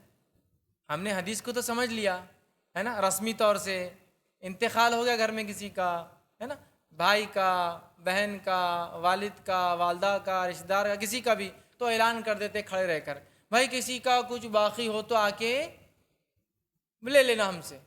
اب کہاں کے لینا اور کب لینا وہ کچھ بھی نہیں، لے لینا آ کے بس ہم سے، معاملہ ختم. اب اس کے بعد دوسرے دن گھر پہ ایک جناب پہنچ جاتے ہیں کہ آپ کے والد نے لیا تھا، دیکھو بانڈ وغیرہ بھی لکھا ہوا ہے. اب کل نہیں بولے آپ نے، اب جان دو اب آپ کہاں آتے، اب ابا تو مر گئے چلے گئے، اب جب آپ نے لے لیا جان دو اب چھوڑ دو، ختم. رسمی طور سے ادا ہو رہا ہے. ایک شخص شہید ہو جائے پھر زندہ ہو، پھر شہید ہو جائے پھر زندہ ہو، حدیث میں کہیں بار بھی ایسا ہو جائے اس کی مغفرت نہیں. اور میں سمجھتا ہوں شہادت، شہید ہونا اسلام کے لحاظ سے کیا معنی ہے اور دنیاوی لحاظ سے بھی کیا اہمیت ہے آپ سب جانتے ہیں، سب جانتے ہیں. اس کی کیا اہمیت اور کیا مقام ہے شہید کا. اس لیے کہ شہیدوں کو وہ درجہ حاصل ہے جو حق کے لیے اپنی جان دیتے ہیں کہ جیسے ہی یہ مرتے ہیں اور خون کا خطرہ زمین پر گرتا بھی نہیں ہے، اللہ ان کی مغفرت کر دیتا ہے اور ان کی روح نکالی جاتی ہے. سبز گرین کلر کے پرندے ہوتے ہیں جنت میں، ان کے اندر ان کی روح ڈال دی جاتی ہے اور ان کے گھونسلے اللہ کے عرش کے نیچے ہوتے ہیں اور وہ اس میں رہتے ہیں اور جنت میں سے جہاں کہیں چاہتے ہیں قیامت تک چوگتے رہتے ہیں. سمجھ رہے ہو؟ چوگتے رہتے، پھرتے ہیں، کھاتے پیتے ہیں. کب تک؟ قیامت تک. اسی لیے اللہ نے فرمایا قرآن میں جو اللہ کی راہ میں مارے گئے ہیں انہیں مردہ نہ کہو، اللہ ان کو رزق دیتا ہے. رزق دیتا ہے کیسے دیتا ہے؟ حدیث کے اندر یہ سبز رنگ کے پرندے میں، گرین پرندے میں ڈال دی جاتی ہے اور قیامت تک جنت میں گھومتا اڑتے رہتا اور اس کا گھونسلہ اللہ کے عرش کے نیچے ہوتا ہے. یہ ہے شہید. لیکن اس کو بھی معافی نہیں، اس کی مغفرت نہیں. کب تک؟ کب تک؟ جب تک کہ اس نے اگر قرض اس پر ہو تو اس کو معافی نہیں ہے، اس کی مغفرت نہیں. ہم نے معمولی سمجھے بندوں کے حق کو یا مغفرت نہیں شہید کے بھی، اس بات کو یاد رکھیے. اگر قرض ہو تو معافی مانگے جس کے پاس ہو کہ بھائی نہیں دے پایا، مجھے دینا چاہیے تھا تمہیں، نہیں دے پایا میرے بھائی، میں لا کر دوں گا، میرا عزم ہے اس معاملے میں کہ انشاءاللہ میں لا کے دوں گا. دے دیجئے. سستا سودا ہے، آسان سودا ہے، بہت ہی آسانی سے چھوٹ رہے ہیں آپ، لیکن آخرت کے اعتبار سے آپ کامیابی حاصل کریں. اس لیے کہ دینے والے کا مسئلہ نہیں، اس نے آپ کو دے دیا. اگر حلال کمائی سے تھا تو روز آخرت انشاءاللہ عزیز اس کو بہترین بدلہ ملے گا. اور حدیث میں آتا ہے ایک شخص کسی سے ادھار لیتا ہے، وہ نہیں لا پاتا جو ڈیٹ دیتا ہے، وقت دیتا ہے، اور اس کے بعد یہ شخص جس نے دیا اگر تھوڑا انتظار کر لیتا ہے، ہر روز کے بدلے جتنا پیسہ دیا ہے اتنا مال صدقہ کرنے کا اجر ملتا ہے اس کو، ایوری ڈے کے بدلے. لیکن جس نے لیا ہے اس کو بہت فکر مند ہونا ہے. مسند احمد کی روایت ہے، نبی اکرم صلی اللہ علیہ وسلم فرماتے ہیں جو شخص کسی سے پیسہ ادھار لے اور دینے کی نیت نہ ہو یہ ڈاکو ہے. جو شخص کسی سے پیسہ ادھار لے اور دینے کی واپس نیت نہ ہو یہ ڈاکو ہے، اس نے ڈاکہ ڈالا اس کے پاس. اور ڈاکہ زنی کی سزا کیا ہوتی ہے آپ سب جانتے ہیں. ایک تو تھیفٹ ہوتا ہے، چوری، اور ایک ڈاکہ ہوتا ہے. ڈاکے میں آدمی سامنے آ کر ڈٹ کے آپ سے مال مانگتا ہے نا، اور چوری میں خاموشی سے لے جاتا ہے. تو یہاں فرما رہے ہیں کہ ڈاکہ وہ ڈاکو ہے، وہ آدمی جو واپس نہ دینے کی نیت سے مال لیتا ہے. تو ہم اس چیز کو سمجھیں، بندوں کے حق کو سمجھیں. صحیح مسلم کی روایت ہے، سنیے بندوں کے حق کی کیا اہمیت ہے. حدیث کے الفاظ ہیں، آپ نے فرمایا اور جو شخص ایک بالشت کے قدر کسی میں زمین کے معاملے پہ ظلم کرے، جو شخص ایک بالش سمجھتے ہیں نا، ایک ہاتھ جس کو بولتے ہیں عام طور سے 8 انچ to 10 انچ 12 انچ ہوتا ہے اس کا میکسیمم سائز. جو شخص ایک بالشت کسی کے ظلم کے ذریعے اس کی زمین لے لے تو اللہ سبحانہ و تعالی روز قیامت 7 زمینوں کے برابر وزن کا ایک توق کڑا اسے گلے میں ڈالیں گا. 7 ارتھ 7 زمینوں کے برابر اس کے گلے میں ڈالیں گا. جو شخص کسی کی ایک بالش زمین لے لے. ایک بالش تو بہت کم ہو گئی، کھیتی میں تو بندارے سرکا کے ایکڑوں میں زمین لے لی کسی کی. ایک بالش تو کم ہے، ایکرس میں ادھر سے تھوڑا ادھر سے تھوڑا ادھر سے تھوڑا. اور ایسے آدمی کو بولتے کیا چتر ہے بھائی، کیا چتر ہے، 1 ایکڑ لیا، آج 1.25 ایکڑ کا مالک، کل 1.5 ایکڑ کا مالک. مطلب زمین کیا اس میں کیا قدرتی طور سے بڑھتے جا رہی ہے کیا، یا آئی لینڈ ہے زمین پانی کے اندر سے بنتا جا رہا ہے جو اس کا ہو جائے گا ملکیت. نہیں بولے ہوشیاری، اپن بہت چالاک ہے، راتوں رات آتے اپن جھاڑ کو ٹرانسفر کر دیے، گڑے کو ادھر کر دیا، بندارا ادھر کا، ماشاء اللہ. تو ادھر سے بڑھ گئی 2 فٹ بھائی، اتنا لمبا ہے نا ایکڑ. آج ابا نے زمین لی تھی 2 ایکڑ، ابا کے مرنے تک انہوں نے 8 ایکڑ کر لی اس کے، ماشاء اللہ. اب ہم بھائی مل کے آگے سلسلہ جاری رکھیں گے اور ایکڑوں میں بڑھاتے جائیں گے زمین. آخرت میں بالش کے بدلے 7 زمین، ایک بالش کے بدلے، سبحان اللہ. تو ایکڑ کا کیا حساب ہوگا سوچا ہی جا سکتا ہے. ایک بالشت اپروکسیمیٹلی 9 انچ زمین لے لے. گھر کا کنسٹرکشن ہو رہا ہے، محلے کا کنسٹرکشن ہو رہا ہے، ہر آنے والا سب سے پہلے بنانا چاہتا ہے اور اپنے پلاٹ کے بعد دیوار بنانا چاہتا ہے اپنے گھر کی. مطلب اپنا کتنا پلاٹ ہے 30x30، تو پورا لو اور دیوار 30x30 کے باہر بنیں گی. ٹھیک ہے، باقی لوگ بعد میں بنائیں گے. تو وہ جناب اپنا گھر بناتے ان کے زمین پر، یہ جناب سرکتے، اور جو بیچارہ آخری میں آتا، جو لاسٹ پلاٹ وہ بنانے آتا، اس کو بیچارہ بولتا میری تو ادھر سے 3 فٹ اندر، ادھر سے 4 فٹ اندر آ گئے لوگ. اور ادھر سے اندر، اب میرا پلاٹ تھا 30 x 30 کا 900 اسکوائر فٹ، اب مل رہا ہاتھ میں 600. تو سارے محلے والے بولتے بابا ہم کیا کرنا، اصول کیا ہے ہمارے پاس، مسجد میں چپل گمی تو دوسرے کی چپل اپن اٹھا کے لے کے چل جانا. تو میں نے جب جگہ گنا تو اس نے میری لیا تھا تو میں ادھر سرکا، اب اس نے ادھر سرکا، اس نے، تو میں کیا کروں، میری کیا غلطی، مطلب میری چپل چوری میں نے آپ کے لیے لی، میری کیا غلطی ہے، آپ کسی اور کے لے جاؤ، وہ کسی اور کی لے جائیں گا. سبحان اللہ، کیا طریقہ ہے. لیکن آخرت کے اعتبار سے یہ معاملہ وہ لوگ غور سے سنیں، بہت ساری بار ہوتا ہے. رمضانوں میں آپ دیکھتے بھی ہوں گے، کبھی کبھار راستے سے جا رہے ہیں آپ، ایک رمضان کو دیکھو تو ایک مسجد بنی ہوئی رہتی ہے، ارے کل تک مسجد نہیں تھی، مسجد کہاں سے بن گئی؟ تو بولے پلاٹ والا 10 سال سے کوئی دکھائی نہیں، بولے مسجد ڈکلیئر کر دی اس کو. وہ بیچارہ بھاگ کے آتا ہے، بھیا میری جگہ ہے خالی کرو. آپ رمضان کے بعد دیکھیں گے اب نہیں ہوتا خالی والے، اب شروع ہو گیا مسلی آ رہے اب. اور جو یہ کام کرتا ہے نا، بعد میں بولتا میں خالی کرا کے دے دیتا ہوں، اتنے آسانی سے نہیں ہوتی، اب بیٹھ کے بات کرنا پڑتی ہے، اب ذرا آسان نہیں ہے. سمجھ رہے آپ؟ تو لوگوں نے اس کو اپنا بزنس بنا دیا، زندگی جینے کا طریقہ. ان لوگوں کی زندگیاں بھی بدترین گزرتی اور اموات بہت ہی بدترین حالت میں ہوتی، موتیں. کیونکہ بندوں کو بہت، انسان کو تکلیف ہوتی ہے نا، وہ اپنا سب کچھ لگا کے زمین خریدتا ہے، اور کوئی وہ لے لے بولے تو اس کا سب کچھ گیا ایسا لگتا ہے نا. یقیناً جس کا گیا اللہ اس کو آخرت میں اس کا بدلہ دیں گا، لیکن کیا لینے والا آخرت میں جہنم کے لیے ریڈی ہے؟ وہ توخ جو صرف ایک 42 جگہ کے اوپر 7 زمینوں کے وزن کا، کیا اس کے لیے ریڈی ہے؟ کیا اس کے لیے ہم تیار ہیں؟ اور ہم ہمت سے کہہ سکتے ہیں ہاں ہم تیار ہیں، ہم لے لیں گے وہ، لیکن آخر ہم کو دنیا میں زمین چاہیے، زیادہ چاہیے، دوسروں کی بھی چاہیے. عام ہو رہا ہے اس لیے میں بات رکھ رہا ہوں.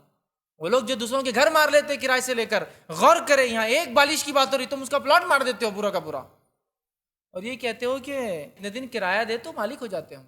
میں کہہ رہا ہوں شریعت کے نزدیک کیا تم مالک ہوتے ہو؟ اس کے مسئلہ یہ ہے. شریعت کے نزدیک کیا تم مالک ہوتے ہو؟ اس کے مسئلہ یہ ہے. بہت غور کرنے کا مقام ہے. ان حقوق کو ہم پامال کرتے ہیں، معمولی سمجھتے ہیں.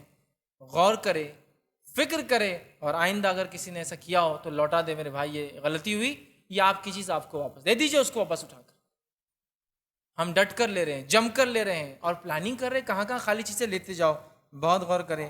اسی طرح صحیح بخاری کی ایک روایت ہے، نبی اکرم صلی اللہ علیہ وسلم فرماتے اور کہتے ہیں، جس نے اپنے کسی بھائی کی عزت کا یا کوئی حق دینا ہے وہ آج ہی اپنے آپ کو حلال کر لے. جس نے اپنے بھائی کا کوئی جو ہے عزت کا یا کوئی دوسرا حق دینا ہے، عزت اتاری تھی کبھی، یا دوسرا کو رائٹ تھا اس کو جو مار لیا تھا، دینا ہے، زمین لے لی تھی، ادھار لیا تھا، کچھ بھی حق دینا ہے، اپنے آپ کو آج حلال کر لے. مطلب آج جا کر دے دے واپس، آج حلال کر لے. کیوں؟ کہ آپ صلی اللہ علیہ وسلم فرماتے ہیں اس سے پہلے کہ جب دینار و درہم نہیں چلیں گے، وہ دن آ جائے، قیامت قائم ہو جائے، اور وہ دن آ جائے کہ جس دن دینار اور درہم نہیں چلیں گے، مطلب کوئی کرنسی نہیں چلنے والی، کوئی دینار اور کوئی درہم آپ سے ایکسیپٹ نہیں ہوں گے. تو اپنے آپ کو حلال کر لے اس سے پہلے کہ کوئی دینار اور درہم نہیں چلیں گے ہوں گے. اور اگر اس کے پاس نیک عمل ہوں گے تو نیک عملی بدلے میں دیے جائیں گے، اور اگر نیکیاں نہیں ہوں گے تو حقداروں کو اس کے گناہ دے دیے جائیں گے. بتائیے آپ صلی اللہ علیہ وسلم کیا فرما رہے ہیں؟ کسی کو کسی کا کوئی حق دینا ہے تو دنیا میں ہی اپنے آپ کو حلال کر لے، دے دے، اس لیے کہ اس سے پہلے کہ وہ دن آ جائے جب دینار درہم نہیں چلیں گے، اور اس کے بعد حقداروں کے حق کے لیے یہ چیز چلیں گی کہ تمہاری نیکی اٹھا کر اس کو دے دی جائیں گی، اور نیکیاں نہ ہوں گے تو تمہارے گناہ لے کر ان کے سر پر ڈال دیے جائیں گے. سمجھ رہے ہیں بات؟ یہ ہو جائیں گا. تو اس دن سے پہلے ہم لوگوں کو اپنے آپ کو تیار کرنا ہے. تو اگر کوئی حق لیا تھا تو ہمیں لے جا کر دے دینا ہے. کیسے دے دینا ہے؟ یہ گھر تھا، میرے والد نے آپ سے لیا تھا، اب مجھے بات سمجھ میں آ گئی، یہ آپ کا ہوا، حلال کر لے اپنے آپ کو اس سے پہلے کہ وہ دن آئے دینار اور درہم نہیں چلنے والے. کیا ہم نہیں چاہتے ہمارے والدین جو گزر گئے یا بڑے جو گزر گئے کوئی غلطی کی اس کو ہم اصلاح کریں جس کی وجہ سے ان کی نجات ہو، ان کی مغفرت ہو؟ چاہتے ہیں نا؟ دے دے. مال لیا تھا، زمین جائیداد لی تھی، لوٹا دے. جگہ زیادہ لی تھی، پوری باؤنڈری وال توڑ کے نہیں بنا لے اپنی، اور کہے میرے بھائی یہ غلطی ہوئی تھی اور میں معافی چاہتا ہوں، یہ واپس لیتا ہوں، اس لیے کہ مجھے وہاں بدلہ نہیں چاہیے، یہاں جو کچھ ہے سیٹلمنٹ ہو سکتا ہے بہت آسانی سے، چونکہ وہاں دینار نہیں، درہم نہیں، شفاعت نہیں، پہچان نہیں، ولایت نہیں، بڑے سے بڑے کے خاندان میں پیدا ہونے کا کوئی فرق نہیں پڑے گا. اللہ کے سامنے سب برابر ہے اعمال کے اعتبار سے، سب کا فیصلہ برابر انصاف کے ساتھ ہو. تو حلال کر لیجیے اپنے آپ کو، دے دیجیے لے کہ بھائی یہ تھا آپ کا، لے لیجیے. گالی دی تھی میرے بھائی میں نے آپ کو، میں معافی چاہتا ہوں، مجھ سے غلطی ہوئی تھی اور میں معافی چاہتا ہوں اس گالی کے لیے، انشاءاللہ آئندہ ہی میں غلطی نہیں کروں گا، اور امید ہے آپ معاف کریں. حلال کر لیجیے اپنے آپ کو. بدلہ لے لیجیے۔ صحابہ میں سے دیکھیے ایک مرتبہ عمر ابن خطاب رضی اللہ عنہ نے ابوبکر صدیق کو کچھ کہہ دیا۔ ابوبکر صدیق رضی اللہ عنہ کو کچھ کہہ دیا۔ ابوبکر صدیق رضی اللہ عنہ بڑے ناراض ہوئے۔ نبی اکرم صلی اللہ علیہ وسلم کو یہ بات پتہ چلی، آپ کھڑے ہوئے اور کھڑے ہو کر کہا ابوبکر وہ ہے جب پوری دنیا میرے خلاف تھی، ابوبکر نے میرا سہارا بنے، پوری دنیا نے مجھے جھٹلایا، ابوبکر نے میری تصدیق کی، کیوں تم لوگ ابوبکر کو تنگ کرتے ہو؟ اور عمر ابن خطاب رضی اللہ عنہ وہاں آئے اور کہا ابوبکر میں چاہتا ہوں کہ وہ جملے جو میں نے تم سے ادا کیے تھے واپس مجھے بول دو۔ اور ابوبکر صدیق تھے کہ کہتے میں تو واپس نہیں بولوں گا، اور نبی اکرم صلی اللہ علیہ وسلم نے فرمایا کہ ابوبکر جواب میں مت دینا واپس جملے، اس لیے کہ اس نے جو کہہ دیا ٹھیک ہے تم جواب نہ دینا۔ اور عمر ابن خطاب روتے جا رہے اور کہہ رہے کہ ابوبکر واپس لوٹا دو، بول دو مجھے جو غلط جملے میں نے بولے، تاکہ معاملہ دنیا میں ختم، حلال کر لیا میں نے اپنے آپ کو، میں نے کچھ برا بلا کر دیا، آپ بھی کہہ دیجئے معاملہ ہو جائے گا۔ ابوبکر صدیق ہے کہ کچھ نہیں کہتے ہیں، نبی اکرم صلی اللہ علیہ وسلم نے خاموشی اختیار کر لی اور کہا ابوبکر جواب مت دینا، اور عمر ابن خطاب ہے کہ رو رہے ہیں کہ ابوبکر تم بھی لوٹا دو وہ جملے، معاملہ دنیا میں ختم ہو جائیں گے۔ آج ہمارا حال کیا ہے؟ ہمیں اپنی عزت جاتے ہوئے نظر آتی کسی سے معافی مانگنا، کہ تو لوگوں کو پتہ چل جائے گا نا میں نے غلطی کیا۔ ارے میرے بھائی بہت آسان ہے، مانگ لو، پبلکلی مانگ لو، کوئی مسئلہ نہیں، عوام میں مانگ لو، کہ تو آخرت میں اس کے بدلے میں نیکیاں جانے والی ہیں۔ نیکیاں کون بیوقوف اور احمق ہو جو اپنی نیکیاں کسی کو یوں اٹھا کے دے دے، جو ویسے ہی ہم لوگ کم کر پاتے ہیں، بہت کم کر پاتے ہیں، اور کتنی قبول ہوتی ہے وہ بھی ہم نہیں جانتے، جو کرتے ہیں اس میں سے بھی۔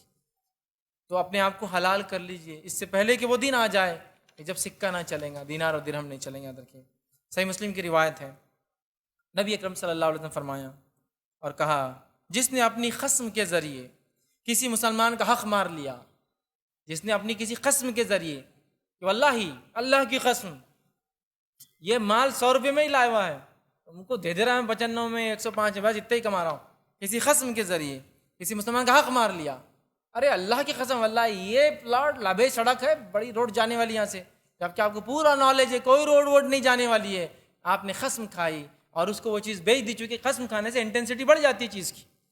جس کسی نے قسم کے ذریعے کسی مسلمان کا حق مار لیا تو اللہ نے اس کے لیے جہنم کو واجب کر دیا اور جنت اس کے لیے حرام ہو گئی۔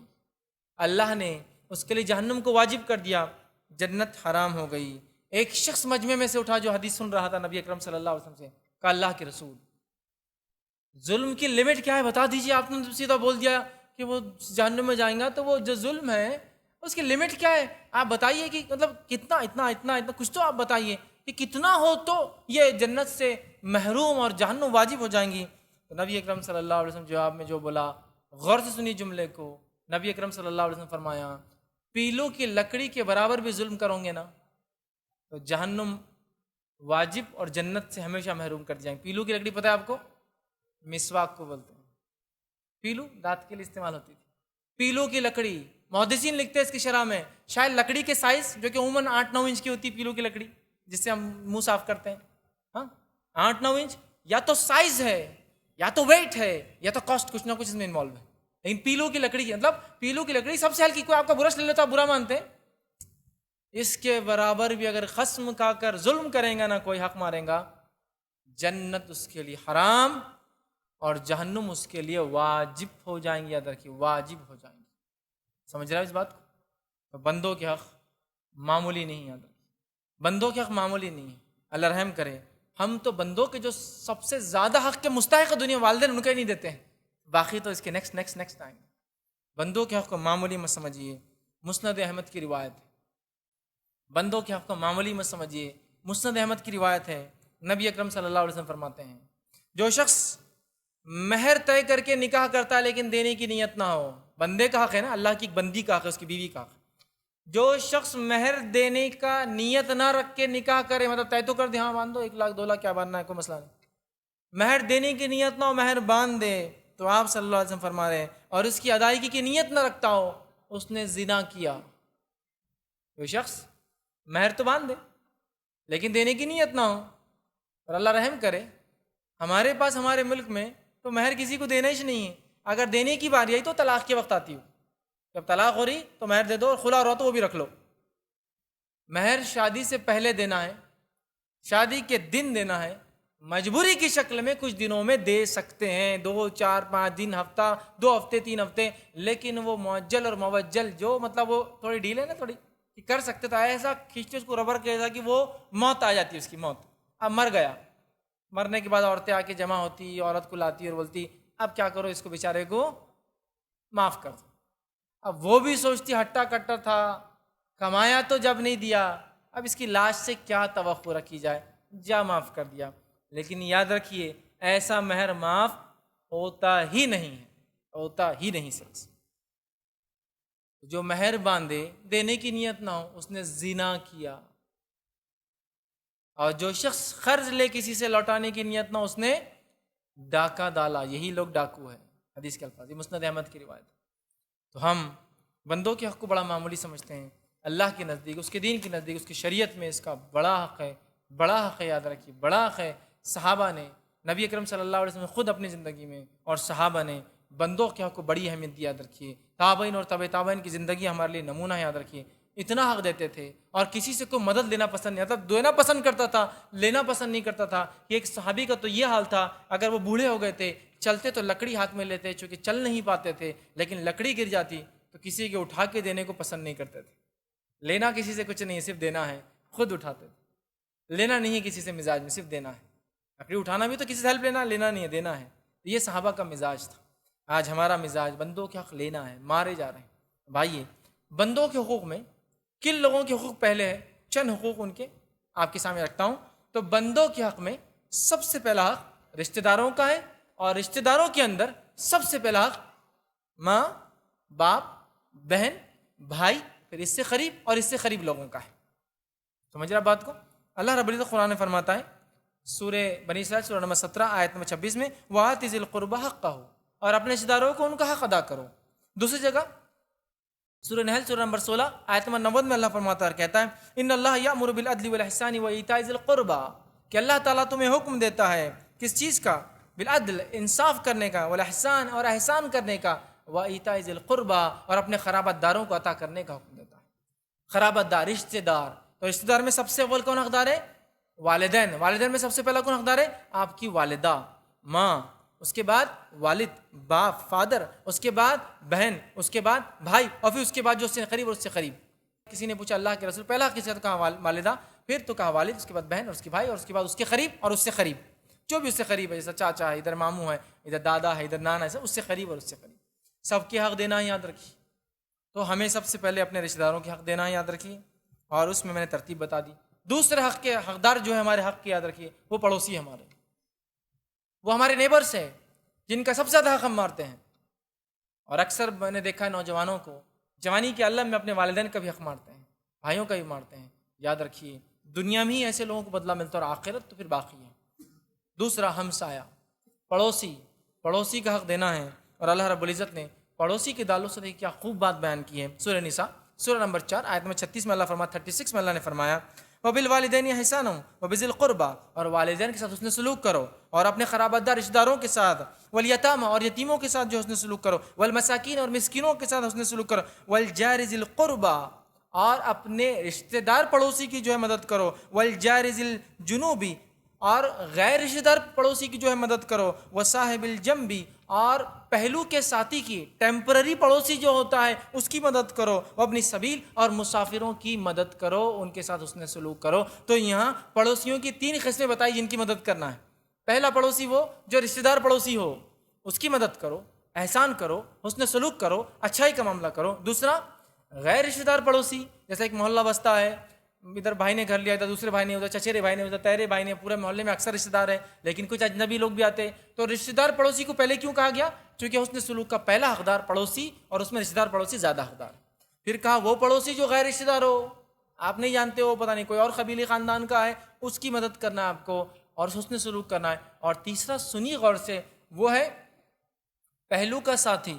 مفسرین اس کی تفسیر کرتے ہیں، پہلو کے ساتھی سے مراد یہ وہ پڑوسی ہے جو ٹیمپرری ہوتا ہے، جیسے آفس میں آپ جہاں ٹیبل پہ کام کرتے ہو، بازو آپ کے کام کر رہا ہے، یہ بھی پڑوسی ہے، یہ پہلو کا ساتھی، ٹیمپرری پڑوسی ہے، نیبر۔ شام میں آپ الگ الگ ہو جاتے ہیں، ٹرین میں آپ سوار ہوئے، وہاں کوئی آپ کے لیے بیٹھا، سفر میں 10-12 گھنٹے، یہ پہلو کا ساتھی ہے، اس نے سلوک اس سے بھی کرنا ہے آپ کو۔ سمجھ رہے ہیں بات کو؟ کہ تو وہ ساتھ بیٹھا ہے، یہ مراد ہے اسے پہلو کا ساتھی۔ تو پڑوسی جو رشتہ دار، پڑوسی جو غیر رشتہ دار، پڑوسی جو ٹیمپرری بنتا ہے آپ کے ساتھ، جیسا آپ کسی جگہ دوسرے ملک گئے تھوڑے دن کے لیے، حج پہ گئے، عمرے پہ گئے، پڑوس میں کوئی رہتا ہے نا روم میں ہوٹل میں کچھ دن، آپ 40-50 دن، پڑوسی ہو گیا وہ بھی آپ کا ٹیمپرری پڑوس ہے، لیکن ہے پہلو کا ساتھی ہے آپ کی، مطلب ٹیمپرری پڑوس ہے لیکن اس کا بھی حق ہے، قرآن کہہ رہا ہے، تو پڑوسیوں کا حق دینا ہے۔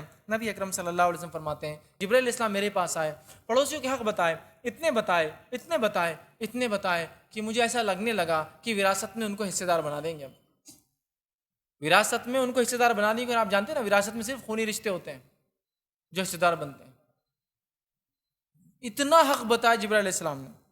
تو پڑوسیوں کا یاد رکھیے، بخاری کی روایت ہے، وہ مومن نہیں، 3 بار فرمایا وہ مومن نہیں، وہ مومن نہیں، وہ مومن نہیں۔ پوچھا گیا کون؟ تو کہا جس کے شر سے اس کا پڑوسی محفوظ نہ، وہ مومن نہیں، جس کے فتنے سے، شر سے، فساد سے پڑوسی اگر محفوظ نہیں ہے وہ مومن نہیں۔ تو پڑوسیوں کا حق حقوق میں۔ تیسرا یتیموں کا حق، جو ہم بہرحال آیت میں ہی دیکھ رہے تھے، اس سے پہلے جو میں نے آپ کے سامنے تلاوت کی سورہ نساء کی آیت نمبر 36 میں، یتیم یاد رکھیے، اور مسکین کا حق جو اوپر آیت میں ہم نے دیکھا۔ بخاری کی روایت ہے، نبی اکرم صلی اللہ علیہ وسلم فرماتے ہیں میں اور یتیم، مطلب یتیم کی کفالت کرنے والا میں جنت میں ایسے ساتھ رہیں گے، مطلب نزدیک پڑوسی رہیں گے۔ تو یتیموں کا حق ہم کو دینا یاد رکھیے۔ اسی طرح جو ہے مسکینوں کا حق، مسکین کون ہے میں نے آپ کو بتایا تھا، مسکین وہ نہیں ہے جو آ کر آپ کے سامنے ہاتھ پھیلائیں گے کچھ دیجیے، مسکین وہ ہے جس کو دیکھ کر آپ کو پہچانا ہوگا کہ یہ مسکین انسان ہے، تو مسکینوں کا یاد رکھیے حق ہے۔ اسی طرح جو ہے مسافروں کا حق ہے، وابن السبیل، مسافروں کا حق ہے، اور مسافر کے تعلق سے جو لفظ استعمال کیا ابن سبیل، راستے کا بیٹا، یہ کہا گیا اسے اس لیے کہ جب انسان مسافر ہوتا ہے تو وہ اور راستہ اس کے علاوہ کچھ کوئی نہیں ہوتا ہے اس کا، ہوتا ہے نا، آپ سمجھ لیجئے یہ تو موبائل کا زمانہ ہے اور بہت آسانی سے اب تو ایئرپورٹ پہ جائیے سم کارڈ مل جاتے ہیں، لیکن آج سے ایک 10-20 سال پہلے کا زمانہ تو تصور کیجیے، ایک انسان ایک ملک سے دوسرے ملک جاتا ہے اور وہاں اس کو لینے نہیں آتا ہے، اب ایئرپورٹ کے علاوہ کچھ ہی نہیں کر سکتا ہے، راستہ ہے اور وہ ہے، کچھ نہیں اور، ہے نا۔ اور سب سے آخر میں تھک ہار کر آپ کہاں بیٹھتے جب سفر میں ہوتے، جب پریشان ہو جاتے ہیں، اپنا بیگ رکھتے، بوریا رکھو، توال بچاؤ، سڑک پہ بیٹھ جاؤ، تو اللہ نے کہا یہ راستے کا بیٹا ہی ہے، کیونکہ کوئی نہیں اس کا اس کے علاوہ اور۔ آپ سفر کریں، آپ دیکھیے یہ ہوتا ہے، آپ سفر کسی بھی قسم کا کسی بھی زمانے میں اس کی اپنی تکلیفیں ہیں سفر کی، سمجھ رہے ہیں بات؟ تو کہا مسافر ان کا حق ادا کرو، مسافروں کا کیا حق ہے؟ اگر آپ کے علاقے سے میں آئے یا وہاں سے گزر رہے ہو تو صحیح راستہ بتائیں۔ اسی طرح اگر آپ کے محلے میں ایریے میں آ کے رہ رہے ہو کچھ وقت کے لیے اور مال و دولت ختم ہو جائے تو مالی مدد کیجیے۔ ہم کرتے ہیں کہ مسافروں کو تو حق ہی نہیں سمجھتے ہیں، حق ہی نہیں سمجھتے ہیں۔ نبی اکرم صلی اللہ علیہ وسلم بعد کے زمانے میں آپ دیکھتے ہیں مسجدوں کے اندر سرائے کمپلسری تو فری تھے، یہ گھوڑے کی باندھنے کی جگہ اور پانی ہوتا تھا جانوروں کے، انسان کے لیے، اس لیے کہ مسجد میں یہ سہولتیں ہوتی تھی، اس لیے کہ مسافر کا حق ہے نا، مسافر کا حق ہے، یہ بات کو ہمیں سمجھنا ہے۔ آج اگر کوئی راستے سے گزرا اور آپ سے آ کر پوچھتا ہے، ہمارے نوجوانوں سے جو کھڑے چوراہے پر اور آ کے پوچھتا ہے، صبح یا رات کا وقت ہے جب وہ کسی اور سے نہیں پوچھ سکتا ہے، دکھ نہیں رہا ہے برابر، وہ پوچھتا ہے مجھے فلاں جگہ جانا ہے، کہاں ہے وہ؟ تو ہمارا نوجوان بولتا ہے ادھر جاؤ، اور 50 کلومیٹر تو پوچھو ہی مت، چل جاؤ تم، اور جانے کے بعد دوسرے نوجوان کو تالی مار کے، ہاتھ مار کے، ہاتھ پہ تالی مار کے بولتا ہے ہاں 50 کلومیٹر کا پتہ چلیں گے اس کو کہاں گیا ہو، الٹے ڈائریکشن میں بھیجا اس کو میں نے۔ روز قیامت اس کی 50 کلومیٹر کا فیول جو جلا، جو اس کا 50 کلومیٹر 1 آور یا 1.5 آور جو ویسٹ ہوا، جواب دینا ہے اس کے تعلق سے۔ اور اگر ایک آدمی تھا تو، اور 2 4 5 تھے تو ملٹی پلائی کر دیجیے ٹائم کو آپ اس سے، اتنے لوگوں کا وقت آپ نے ویسٹ کیا، خطرناک بات ہے نا۔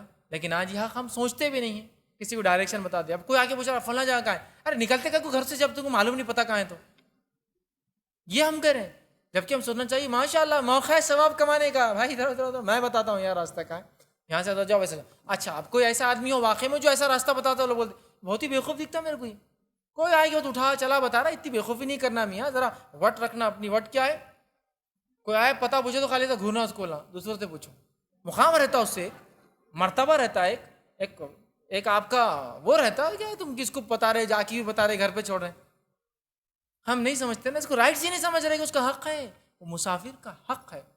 قرآن نے سورہ نساء سورہ نمبر 36 میں کہا اپنی سبیل، ان کے ساتھ حسن سلوک کرو، یہ سب کر سکتے آپ، ہے نا۔ اس زمانے میں گھوڑے وغیرہ تھے تو مسجدوں میں انتظام کیا جاتا تھا، تو آج کبھی کوئی مسافر آ جائے، گاڑی پارک کرنے جگہ دے دیجیے، یہاں لگائیے میرے گھر کے سامنے، ابھی کوئی ایشو نہیں، لگا دیجیے تھوڑی دیر کے لیے، آپ رات بھر رکنے والے لگائیے بھائی، آپ نہیں لگائیں تو کون حقدار ہے آپ کی، تو کون، کوئی بھی جگہ نہیں دے رہا نا اس کو۔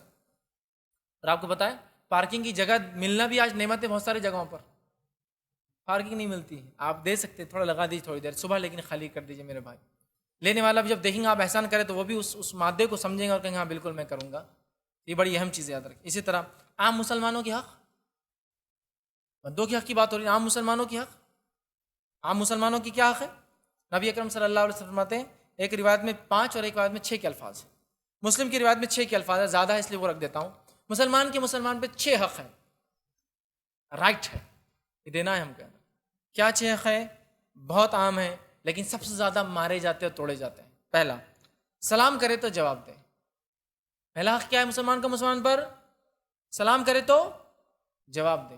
ہمارے پاس سلام مخصوص انداز میں اور مخصوص لوگوں کو اور مخصوص وقت میں ہوتا ہے، ہمیشہ نہیں ہوتا ہے. مخصوص انداز میں مخصوص لوگوں کو، یہ بڑے ہیں یہ چھوٹے ہیں یہ عام آدمی، ادھر اس کو نہیں کرنا ہے. مخصوص لوگوں کو مخصوص وقت میں مخصوص انداز سے ہوتا ہے یہ سلام. یعنی سلام کرے تو جواب دے. دوسرا، دعوت دے تو قبول کرے. جانا نہیں جانا سیکنڈ کیس، لیکن قبول کرے. کیا میں قبول کرتا ہوں لیکن نہیں آ پاؤں گا، مصروفیت ہو، لیکن آپ کی دعوت میں نے قبول کر لی. دعوت دے تو قبول کرے. اس کے بعد آپ فرماتے ہیں خیر خواہی طلب کرے تو خیر خواہی کرے. خیر خواہی طلب کرے، وہ بچی کو رشتہ ہے میں دوں کیا وہاں، وہ میں دکان ڈالنا چاہ رہا، اچھا اسپاٹ ہے گا، خیر خواہی طلب کر رہا ہے دیجیے. بچے کا ایڈمیشن ہے یہ کالج میں ڈالوں کیا، دیجیے اچھا مشورہ. خیر خواہی طلب کر رہا ہے وہ آپ سے.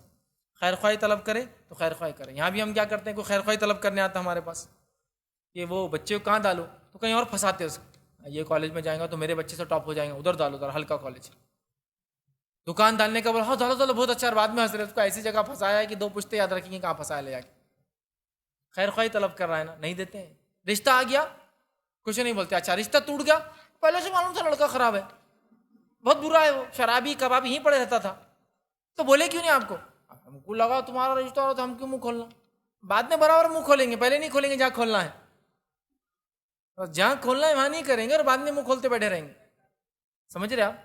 ایک آدمی آپ جس کو علم نہیں ہے جس کے کپڑوں پہ کوئی تیل لگا ہے اور وہ گاڑی چلا رہا ہے، تو آپ کیا بولیں گے؟ ارے آگ لگ جائیں گی. جب کچھ نہیں بول رہے، لگ گئی آگ تو ہم کو تو معلوم تھا جلنے والے تم، پہلے کیوں نہیں بولے؟ اب ہم کو لگا تمہارا گاڑی سے اچھا تعلق ہے، عادت ہوں گی، جلنے دو. ہم نے بولے یہ ایشو ہے ہمارا. یہاں کیا بھائی، خیر خواہی طلب کرے تو خیر خواہی کرے. اور بچے کا رشتہ آیا، نہیں وہ ٹھیک نہیں ہے، وہ غلط بچہ ہے. بہت اچھے لوگ ہیں ماشاءاللہ، ہم جانتے ہیں، لیکن ظاہری جانتے ہیں، باطنی ہم نے کو پتا، آپ تحقیقت کر لیجیے. لیکن میں یہ بول سکتا ہوں یہ گواہی کی اچھا. چوتھا، چھینک آئے تو جواب دیں. چھینک آئے تو سامنے والا کیا کہے، جس کو چھینک آئی الحمدللہ، سامنے والا جواب دے یرحمک اللہ، اللہ تجھ پر رحم کرے. ٹھیک، پھر وہ جواب دے یہدیکم اللہ ویصلح بالکم، اللہ تمہیں ہدایت دے اور تمہارے معاملات کی اصلاح کرے. یہ جواب ہے، لیکن ہم نہ چھینکنے والا دیتا ہے نہ اس کے جواب میں کوئی کہتا ہے. اسی طرح فرمایا بیمار ہو جائے تو عیادت کرے. کوئی بیمار ہو جائے تو کیا کرے، عیادت کرے. اور بیمار کی عیادت کا اجر نبی اکرم صلی اللہ علیہ وسلم فرماتے ہیں جب کوئی بندہ صبح کے وقت اگر کسی اپنے بھائی کی عیادت کے لیے نکلتا ہے تو جب نکلتا ہے تو صبح سے لے کر شام تک 70,000 فرشتے اس کی مغفرت کی دعا کرتے ہیں. اور اگر شام کے کسی وقت میں جاتا ہے تو صبح تک 70,000 فرشتے اس کی مغفرت کی دعا کرتے ہیں. عیادت، بیمار ہے تو جا کر بیمار پرسی. اور بیمار پرسی کو پکنک نہیں بنانا ہے، خالی بیمار پرسی کر کے واپس آ جانا ہے. گئے 5 منٹ بیٹھے آ گئے، بیمار پرسی. اور چھٹا، مر جائے تو جنازے کے پیچھے چلے. مر جائے تو جنازے کے پیچھے جائے اس کے، یہ اس کی حق ہے، دینا چاہیے. اور غیر مسلمانوں کے حق، جن کے اطراف اکناف ہم رہتے ہیں، جن میں سب سے پہلے ان کو دعوت اسلام حق کی طرف بلایا جائے اور دیگر جو ان کے رائٹس اور حقوق ہے وہ دیے جائے. اسی طرح جو ہے مزدور کا جس سے ہم سروسز لیتے ہیں، پسینہ سوکھنے سے پہلے اس کی اجرت دے دی جائے، یا جو طے ہو وہ طے وقت ہوتے ہی فوراً دے دی جائے کہ 1 مہینے بعد تنخواہ ملتی ہے تو 1 مہینے کا 1 دن ہوگا تو دے دیا جائے. یا پھر اگر کسی شام کی بات ہوتی تو پسینہ سوکھنے سے پہلے مراد یہ جلد سے جلد، یا جو ایگریمنٹ طے ہو تبھی فوراً، لیٹ نہیں کرنا. بھاگ کے جا رہے کیا دکان ہے میری، اتنے لوگ آتے جاتے، نہیں، دے دو، اس کا حق ہے دے دو. غیر جو بیچارے مزدور قسم کے لوگ ہیں جو ہم بس کام کرتے ہیں، ان کا حق یاد رکھیے. اور مزدور کی جو ہے پسینہ سوکھنے سے پہلے اجرت دینے کا سنن ابن ماجہ میں نبی اکرم صلی اللہ علیہ وسلم نے ہمیں حکم دیا. یہ چند باتیں تھی حقوق العباد کی اہمیت کے تعلق سے، اور یہ چند لوگ تھے جن کے حق ہمیں دینا ہے. اس کے علاوہ بھی بہت سارے ہیں، ڈیٹیل میں جانے کا وقت نہیں تھا، تو یہ چند باتیں جو اہم تھی میں نے آپ کے سامنے رکھی تاکہ ہم لوگ بندوں کے حق کی اہمیت سمجھتے ہوئے اپنے والدین، اپنے بیوی بچے، اپنے پڑوسی، اپنے رشتہ دار، اپنے دوست احباب اور دیگر مسلمان اور انسانیت کو ان کے جو رائٹس ہیں وہ رائٹس ہم دے دیں، ورنہ اس شریعت میں تو جانور کا حق مارنے پر بھی جہنم کی وعید سنائی گئی ہے۔ صحیح بخاری کی روایت ہے، ایک عورت نے ایک بلی کو پکڑ لیا، نہ خود کھلایا پلایا، نہ اسے چھوڑا کہ وہ جا کر کچھ کھائے۔ نبی اکرم صلی اللہ علیہ وسلم فرماتے ہیں بلی مر گئی، اللہ رب العزت نے اس عورت کو جہنم رسید کر دیا اس بلی کی موت کی وجہ سے۔ یہ اسلام، یہ دین جو جانور کے رائٹس، اگر اینیمل رائٹس اگر آپ نہیں ماریں گے تو اس پہ سزا جہنم کی وعید دے رہا ہے، کیسے ہو سکتا ہے کہ انسانوں کے حق نہ بتائے؟ بہت زیادہ حقوق ہیں، ہمیں چاہیے کہ ان حقوق کو ہم دینے کی کوشش کریں، اور اگر ہم سے یہ حقوق ٹوٹے ہیں، پامال ہوئے ہیں، تو فوراً ریکٹیفائی کرے، اصلاح کر لے، اس معاملے کی معافی مانگ لے، چیز لوٹا دے، موقع ہے اس سے پہلے کہ موت آ جائے۔ اور توبہ کے جو کنڈیشنز میں ہم سمجھاتے ہیں، سچ دل میں نادم ہو، سچے دل سے توبہ کی جائے، دل میں ندامت ہو، اللہ سے توبہ کی جائے کہ اللہ میں اس میں وہ ہوں، اور اس کے ساتھ دوبارہ وہ حرکت پھر نہ کی جائے، اور بندوں کے حق ہو تو وہ چیز لوٹا دی جائے۔ گالی دی تھی معافی مانگ لیجیے، پیسہ لیا تھا لوٹا دیجیے، حق کو برابر کر لیجیے، اس سے پہلے کہ وہ دن آئے جب دینار اور درہم نہیں اور صرف نیکیاں چلیں گی، تو لہٰذا اس سے پہلے ہم جو ہے لوگوں کے حق جو تھے وہ دے دیں، اور بندوں کے حق ہم نہ ماریں، بلکہ بندوں کے جو حق ہے وہ بندوں کو ہم دے دیں۔ اور یہ بڑی اہمیت یاد رکھیں ان چیزوں کی، لہٰذا اس بندوں کی حق کی اہمیت کو ہم سمجھیں۔ خاص طور سے میں نے دیکھا ہوں مسلمان خواتین بہت معمولی سمجھتی ہیں حقوق کو، اور رشتہ داروں میں بہت آتی بس توڑ ٹکڑا، ان کو دور کرو ان کو دور کرو کرتی ہے۔ یاد رکھیے بندوں کے اگر حق ہے تو مت ماریے، بہت غور و فکر کیجیے، ورنہ آخرت میں یہ بہت مہنگا پڑ سکتا ہے۔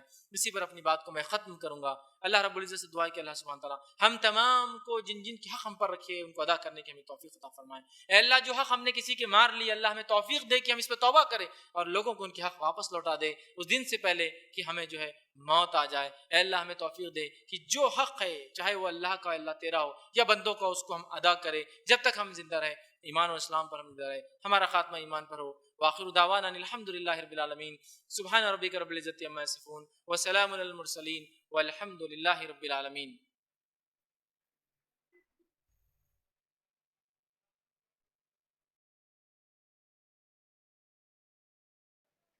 انشاءاللہ اب ہم سوال و جواب کا سیشن شروع کرنے جا رہے ہیں۔ میں آپ کو اس کے چند قواعد، رولس اینڈ ریگولیشنس آپ کو بتا دوں کہ مرد حضرات اپنا سوال مائک پر آ کر کریں۔ مردوں کے لیے 2 مائک ہیں، ایک میرے رائٹ ہینڈ سائڈ پر اور دوسرا لیفٹ ہینڈ سائڈ پر۔ آپ کا جو بھی سوال ہو آپ مائک پر آ کر کریں۔ خواتین اپنے سوال چٹھیوں پر لکھ کر بھیج سکتی ہیں۔ آپ سے گزارش ہے کہ سوال کرنے سے پہلے آپ کا نام اور پروفیشن بتائیں، اور آپ کا سوال عنوان پر ہو، اور سوال مختصر کریں، اور ایک وقت میں ایک ہی سوال کریں۔ اگر ایک وقت میں ایک سے زیادہ سوال ہے تو آپ ایک سوال کرنے کے بعد دوبارہ پیچھے جائیں قطار میں اور آپ کی باری کا انتظار کریں۔ آپ سے پھر سے گزارش ہے کہ آپ کا سوال عنوان پر ہو، عنوان سے ہٹ کر اگر سوال ہو تو وہ نہیں لیا جائے گا، کیونکہ وقت کی تنگی ہے اور کم وقت میں زیادہ فائدہ حاصل کرنے کے لیے ضروری ہے تو سوال صرف عنوان پر ہو۔ اگر آپ کے سوال اس سے ہٹ کر ہے تو آپ بعد رمضان IRC کے مرکز پر تشریف لا سکتے ہیں، اور ہر ہفتے اتوار کے دن صبح 10:30 سے 12:30 کے درمیان جو درس ہوتا ہے اس کے بعد اوپن کوشچن آنسر سیشن ہوتا ہے، اس میں آپ کے سوال پوچھ سکتے ہیں۔ یہاں آپ سے گزارش ہے کہ آپ کے سوال مختصر رکھیں اور عنوان پر رکھیں۔ تو انشاءاللہ ہم سب سے پہلا سوال لیں گے مردوں کی جانب سے، اور میرے رائٹ ہینڈ سائڈ پہ جو مائک ہے میں اس بھائی سے گزارش کروں گا کہ آپ کا سوال رکھیں۔ جی بھائی۔ السلام علیکم ورحمۃ اللہ وبرکاتہ۔ میرا نام خالد موسیٰ باسولان ہے اور میں دبئی ریٹرن ہوں، ابھی کھیتی وغیرہ دیکھتا ہوں۔ میرا یہ سوال ہے سر کہ جیسے ہم نے کسی سے قرضہ لیے اور وہ اس دنیا میں نہیں رہا سر، تو اس کے لیے، اور جو ہم لوگ کسی سے لیے اور بھول گئے تو اس کے لیے کیسا کرنا چاہیے؟ مقرر سے گزارش کروں گا۔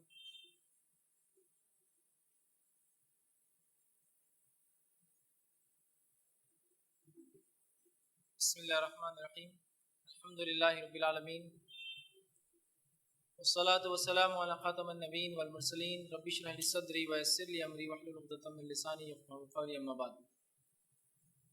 بھائی نے ایک بڑا اچھا سوال کیا ہے کہ اگر کسی سے ہم نے قرض دیا اور وہ انتقال کر جائے، اور ہم نے قرض دیا اور ہم بھول جائے، ان دونوں صورتوں میں کیا کیا جائے؟ تو پہلی صورت، کسی سے آپ نے قرض دیا اور انتقال کر جائے تو اس کے وارثوں کو وہ قرض لوٹانا ہوگا، کیونکہ جب انسان دنیا سے چلا جاتا ہے تو اس کے وارث اس ملکیت کے ذمہ دار ہو جاتے ہیں۔ اسی طرح جو قرض اس نے آپ کو دیا تھا وہ اس کی ملکیت کا حصہ تھا، اب وہ دنیا سے چلا گیا، اس کے وارثوں کو آپ کو وہ دینا ہوگا قرض، ٹھیک ہے؟ اگر ایسا کوئی انسان ہو جس کے وارث ہی نہ ہو تو اسلامک اسٹیٹ کو وہ چیز چلے جائیں گی، مطلب حکومت کو چلے جائیں گی. اسلامک اسٹیٹ نہ ہو تو ظاہر سی بات ہے پھر اس نے کچھ نہ کچھ وصیت کر گیا ہوگا تو اس وصیت کرنے والے کو وہ چیز دے دی جائیں گی. اور کچھ بھی نہ ہو، پتہ ہی نہیں، تو پھر ایسی شکل میں اس چیز کو اس کے نام سے صدقہ اور خیرات کریے، صدقہ جاریہ میں لگا دیا جائے گا. رہا دوسرا سوال کا حصہ کہ ہم نے ادھار لیا اور بھول گئے، تو اس کے دو حصے ہو سکتے ہیں. ایک وہ ادھار جو عمومی ہم لیتے دیتے ہیں جس کو ہم سوچتے بھی نہیں کہ ادھار ہے، جیسے کہ میں نے آپ سے کہا 5 روپے دیجیے، اور ہمارا آپس میں ایسا تعلق ہے کہ 5 روپے ادھار نہیں مانے جاتے ہیں، تو یہ تو اس کی پوچھ نہیں انشاءاللہ. لیکن اگر ایسا ادھار ہے جو 5 ہی روپے ہو لیکن وہ کہے کہ آپ کو دینا پڑے گا، بعد میں لا کے دو، ٹھیک ہے، تو تب تو آپ کو 5 بھی دینا پڑیں گے. وہ آگے چونکہ پیلو کی لکڑی ہے نا، حدیث میں ظلم نہیں ہونا اتنا بھی. لیکن اگر عام ہے، جیسا مثال ایک دے سکتا ہوں، میں اور میرے والد کے اندر یہ رشتہ ہے، ایسے معاملات ہیں کہ والد نے کہا 10,000 روپے بیٹا بھیج دو، میں نے بھیج دیا، کوئی حساب نہیں اس کا، میرے والد ہیں. والد سے میں نے کہا والد صاحب کبھی 5,000 روپے دیے، انہوں نے دے دیا، کوئی حساب نہیں، بیٹا ہے میرا. ایسے اگر ٹرمز ہے تو اس معاملے میں کچھ بھی لینا دینا نہیں ہے، چونکہ سب بیٹوں سے ان کے تعلقات سارے چلتے ہیں. یا کوئی دوست میں آپ کیسے تعلقات ہیں تو ایک الگ چیز ہے. لیکن جہاں معاملہ قرض سمجھتے نا، واپس دوں گا، واپس دینا ہے، یہ جملہ ہوتا ہے، تب آپ کو وہ چیز ریٹرن کرنا ہوگی، پھر وہ چاہے 5 روپیہ ہی کیوں نہ ہو. تو لہٰذا اگر ایسا کوئی قرض ہو جو آپ بھول گئے ہو، یاد رکھیے، تو اصول تو یہ ہے جب قرض لے تو لکھ لیا جائے. اسی لیے قرآن نے کہا لکھ لو. اور سب سے بڑی قرآن کی آیت اسی مسئلے پر ہے کہ قرض لینے دینے کے لیے کیا ہے، سب سے بڑی آیت. لے تو کیسا لے، دینے والا کیسا دے، لکھنے والا کیسا لکھے، لکھنے والا ناانصافی نہ کرے، مسافر ہے مرنے سے پہلے اگر ایسا لگ رہا خدشہ ہے تو کیا کرے، وسیع سارے اصول سب سے بڑی آیت اسی پر ہے. تو لکھ لینے چاہیے. لیکن اب ایسا ہو گیا کہ اب لکھے نہیں، زمانہ دراز ہو گیا، لیکن ایسا یاد آ رہا کچھ تو بھی ہے اس کا. اگر یاد آ رہا ہے تو اس کے وارثوں کو دے دے، اگر وہ نہیں ہے تو.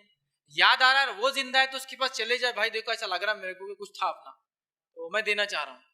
وہ کہیں گا نہیں بھائی میرا کچھ نہیں، میں بول رہا ہوں معاف کر دیا اگر تھا بھی تو پھر تو معاملہ ختم ہوا.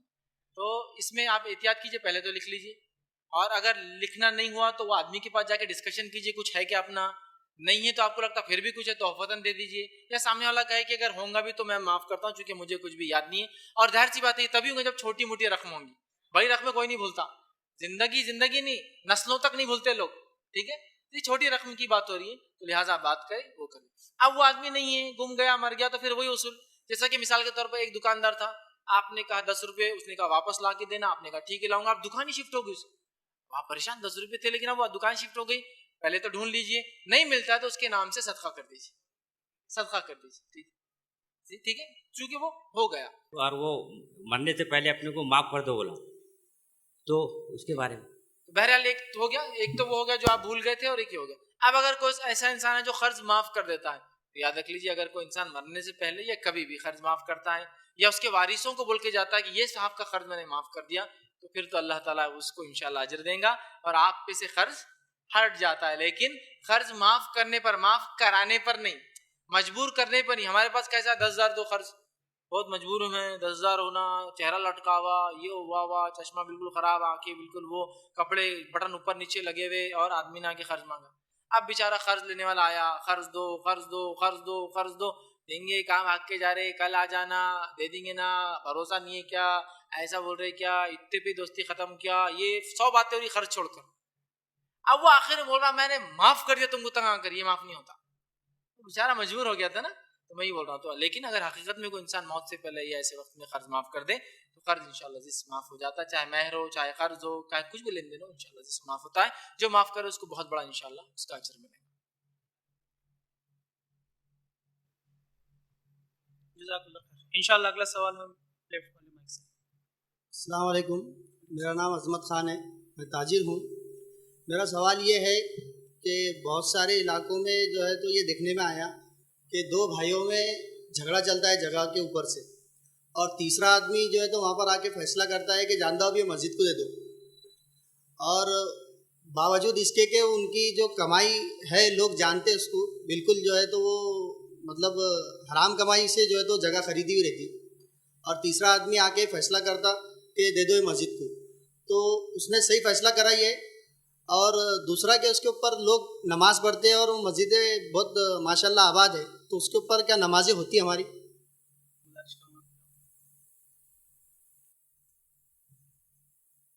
بھائی کا سوال یہ تھا کہ 2 بھائی ہے، دونوں میں ڈسپیوٹ ہو گیا، جھگڑا ہو گیا ایک زمین کے تعلق سے.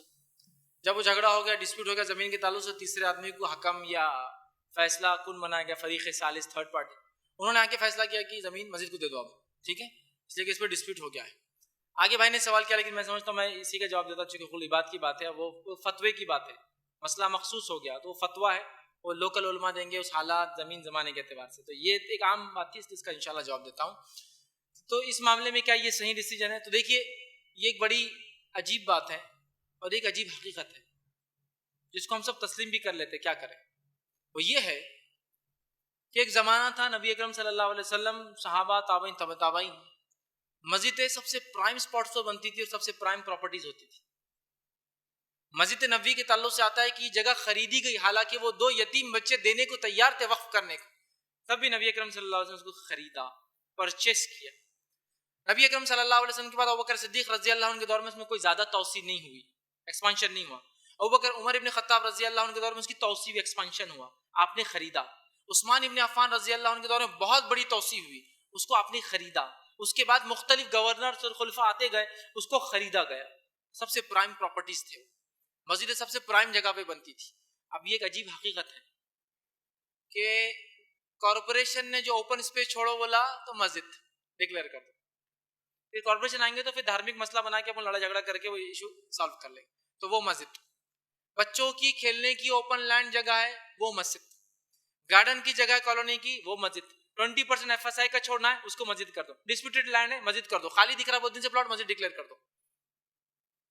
سمجھ رہے آپ؟ یا پھر پریشرائز کر کے پلاٹ بیچنا ہے تو ایک مسجد کو جگہ دینا, نہیں تو دیکھو کیا کرتے, تو وہ بیچارہ گھبرا کے بولتا رہے اب بیچنا ہے تو سمجھو ایک طرح کا یہ دے دو نکالو, اس لیے سمجھ رہے آپ کیا عجیب ہم نے معاملہ کر دیا. مطلب مسجد اللہ رحم کرے ہمارے نہ پرائم کمائی سے اور پرائم جگہ پہ نہیں ہو رہی, بلکہ سب سے ناقص جگہوں کو چنچونی کیا جا رہا ہے. کئی مسجد ایسی ہے کہ مسجد پوری جگہ میں بنی ہوئی, جو جگہ مسجد کی ہے, اور سامنے جو خالی سے وضو خانہ, طہارت خانہ اور نماز جگہ اکثر ہوتی ہے وہ کارپوریشن کی اوپن لینڈ ہے, لے لو اس کو, جو کہ بچوں کے کھیلنے کے لیے چھوڑی گئی اور ریکریشنل ایکٹیویٹیز کے لیے محلے میں جو مختلف کام ہوتے ہیں نا اس کے لیے خالی جگہ لگتی ہے نا کبھی, اس کے لیے چھوڑی گئی, اب مسجد میں چلی گئی. بچے کھیل رہے سڑکوں پر, لوگوں کے جو ہے شیشے توڑنا ہے اور فلاں مسئلہ ہو رہا ہے, ایکسیڈنٹس ہو رہے ہیں ان کے. یہ بڑی عجیب بات ہے. اب یہاں ایسا میں نے یہ بھی دیکھا کہ 2 لوگوں میں جھگڑا ہوا, جان دو بھائی تم جھگڑا چھوڑ دو, مسجد کو دے دو یہ جگہ, اور دونوں کے دل سے نہیں ہے. اب دل میں وہ بول رہے کہ میرے پاس آگے تو اتنے CR کی, وہ بولتا میرے پاس آگے تو اتنے CR کی کروڑ میں, لیکن اب جھگڑا ہے, خون ہونے سے اچھا والے مسجد کو دے دو. یہ درست تو نہیں ہے. بہرحال حق فیصلہ کرنا چاہیے. ہاں یہ الگ بات ہے, ایک ڈسپیوٹڈ جگہ کو دونوں لوگ چھوڑ دینا چاہتے ہیں. جیسے کہ نبی اکرم صلی اللہ علیہ وسلم کے زمانے میں واقعہ ہوا, 2 صحابہ آئے, ایک ہی زمین کا دونوں کا ڈسپیوٹ, ایک بولتا ہے یہ میری ہے, دوسرے صحابی بولتے ہیں میری ہے. نبی اکرم صلی اللہ علیہ وسلم ایک فیصلہ سناتے, اور فیصلہ سنانے کے بعد کہتے ہیں جب کوئی مسئلہ کسی قاضی یا کسی شخص کے پاس آتا ہے, حاکم کے پاس, اور دونوں کی دلائل حاکم سنتا ہے اور اس سے فیصلہ کر دیتا ہے, حالانکہ حق کسی اور کا ہے لیکن کسی اور کو دے دیا جاتا ہے, چونکہ ایک آدمی بولنے میں بہت چرب رہتا ہے, پھٹافٹ باتیں کر رہا ہے, جس کی وجہ سے جس کا حق ہے وہ بول نہیں پایا, جب جگہ اس کو دے دی گئی, تو یاد رکھو میں جہنم کا ایک ٹکڑا اس کو دے رہا ہوں اٹھا کر. سمجھ رہے؟ جیسی آپ نے یہ کہا فیصلے کے بعد, پہلے صحابی نے کہا یہ زمین ان کی ہے, دوسرے صحابی بولتے یہ زمین ان کی ہے, دونوں نے نہیں لیا اس کو. کہ نبی اکرم صلی اللہ علیہ وسلم نے کہا آپ کو جو کرنا کر دیجیے, ہم دونوں نہیں لیتے اس. حالانکہ دونوں بھی جھوٹے نہیں تھے, اختلاف تھا. زمین ہوتا ہے نا کبھی 2 بھائیوں کی زمین تھی, اب سمجھ میں نہیں آ رہا کتنے ریشو میں تھی, کتنی فٹ تھی, اختلاف ہوا, لیکن تقوی کا حال یہ تھا کہ دونوں نے چھوڑ ہی دیا سیدھا اس کو اور زمین کو وقف کر دیا. یہ تو ہو سکتا ہے ایسا کہ کبھی ایسا ہو کہ کسی چیز کو ڈسپیوٹ بڑا ہے, اتنے مالدار لوگ ہیں, اس میں کوئی ایشو نہیں دے دینے میں, اور وہ اس طرح سے کرتے ہیں, کیا جا سکتا ہے. لیکن میں یہ کہوں گا مسجد کی زمینوں کو خاص طور سے, جیسے اپنے گھر کو ایک prime spot, clear title, clear paper, سب کچھ کیا جاتا ہے. مسجدیں بھی اسی طرح سے پرائم اسپاٹ, پرائم پیسہ, حلال کمائی, اچھی جگہوں پر اپنا مال خرچ کر کے, کلیئر ٹائٹل کر کے, کلیئر پیپر کر کے, ورنہ پھر روڈ وائڈنگ کے کیس آتے ہیں, ماسٹر پلان آتا ہے اور پھر جھگڑے اور اتنے مسجدیں جاری اور جان دینے کو نوجوان کھڑے ہیں, جبکہ ماسٹر پلان جب آتا ہے تو جب اس کے لیے نوٹس نہیں, گورنمنٹ کو انٹیمیشن دے رہے کہ بھائی یہاں مسجد ہے, جب جو کرنا نہیں کر کے ٹائم پہ آپ لڑائی جھگڑے کی بات کریں, تو مسجدوں کے تعلق سے, اس کے تحفظ کے تعلق سے بڑا خیال رکھنا چاہیے, اور اس کو ہم ایسی جگہوں پہ بنائیں جو سب سے بہترین, سب سے اچھی اور سب سے بہترین پرچیز کریں. لیکن آپ کو جو سوال تھا اگر ڈسپیوٹ تھا اور دونوں بھائی راضی ہے تو بہرحال وہ دی جا سکتی ہے. رہا سوال کا دوسرا حصہ, اس کے لیے وہ ایک فتوے کی ضرورت ہے, آپ کسی مفتی سے بات کریں, انشاءاللہ وہ اس کا جواب جزاک اللہ خیر. اگلا سوال خواتین کی طرف سے ہے. آپ نے کہا کہ رشتہ داروں کے حق ادا کرے، تو کیا بیوی کے رشتہ داروں کا حق نہیں؟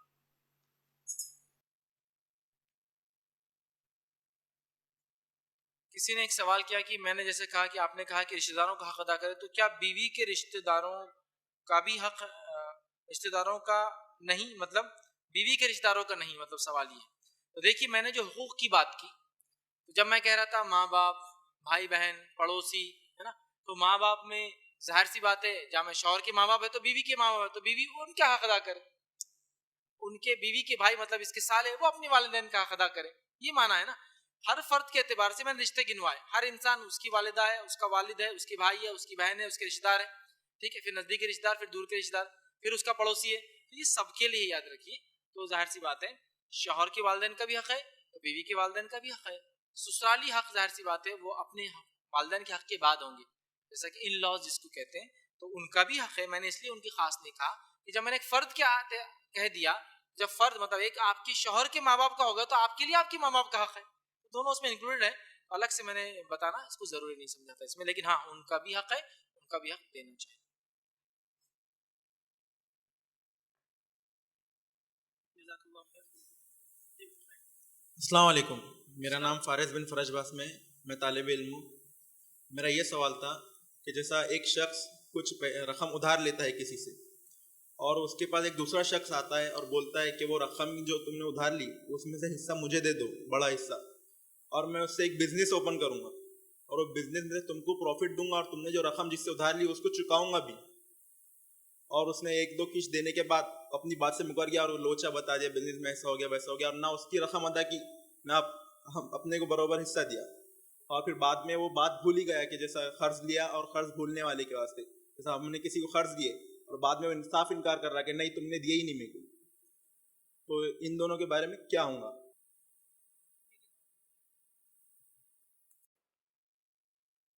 بھائی نے ایک سوال کیا ادھار کے تعلق سے کہ کسی شخص سے، سمجھ لیجیے الف اے ایک انسان ہے، اس نے بی سے یا با سے جو ہے کچھ ادھار لیا. ایک انسان نے دوسرے سے ادھار لیا.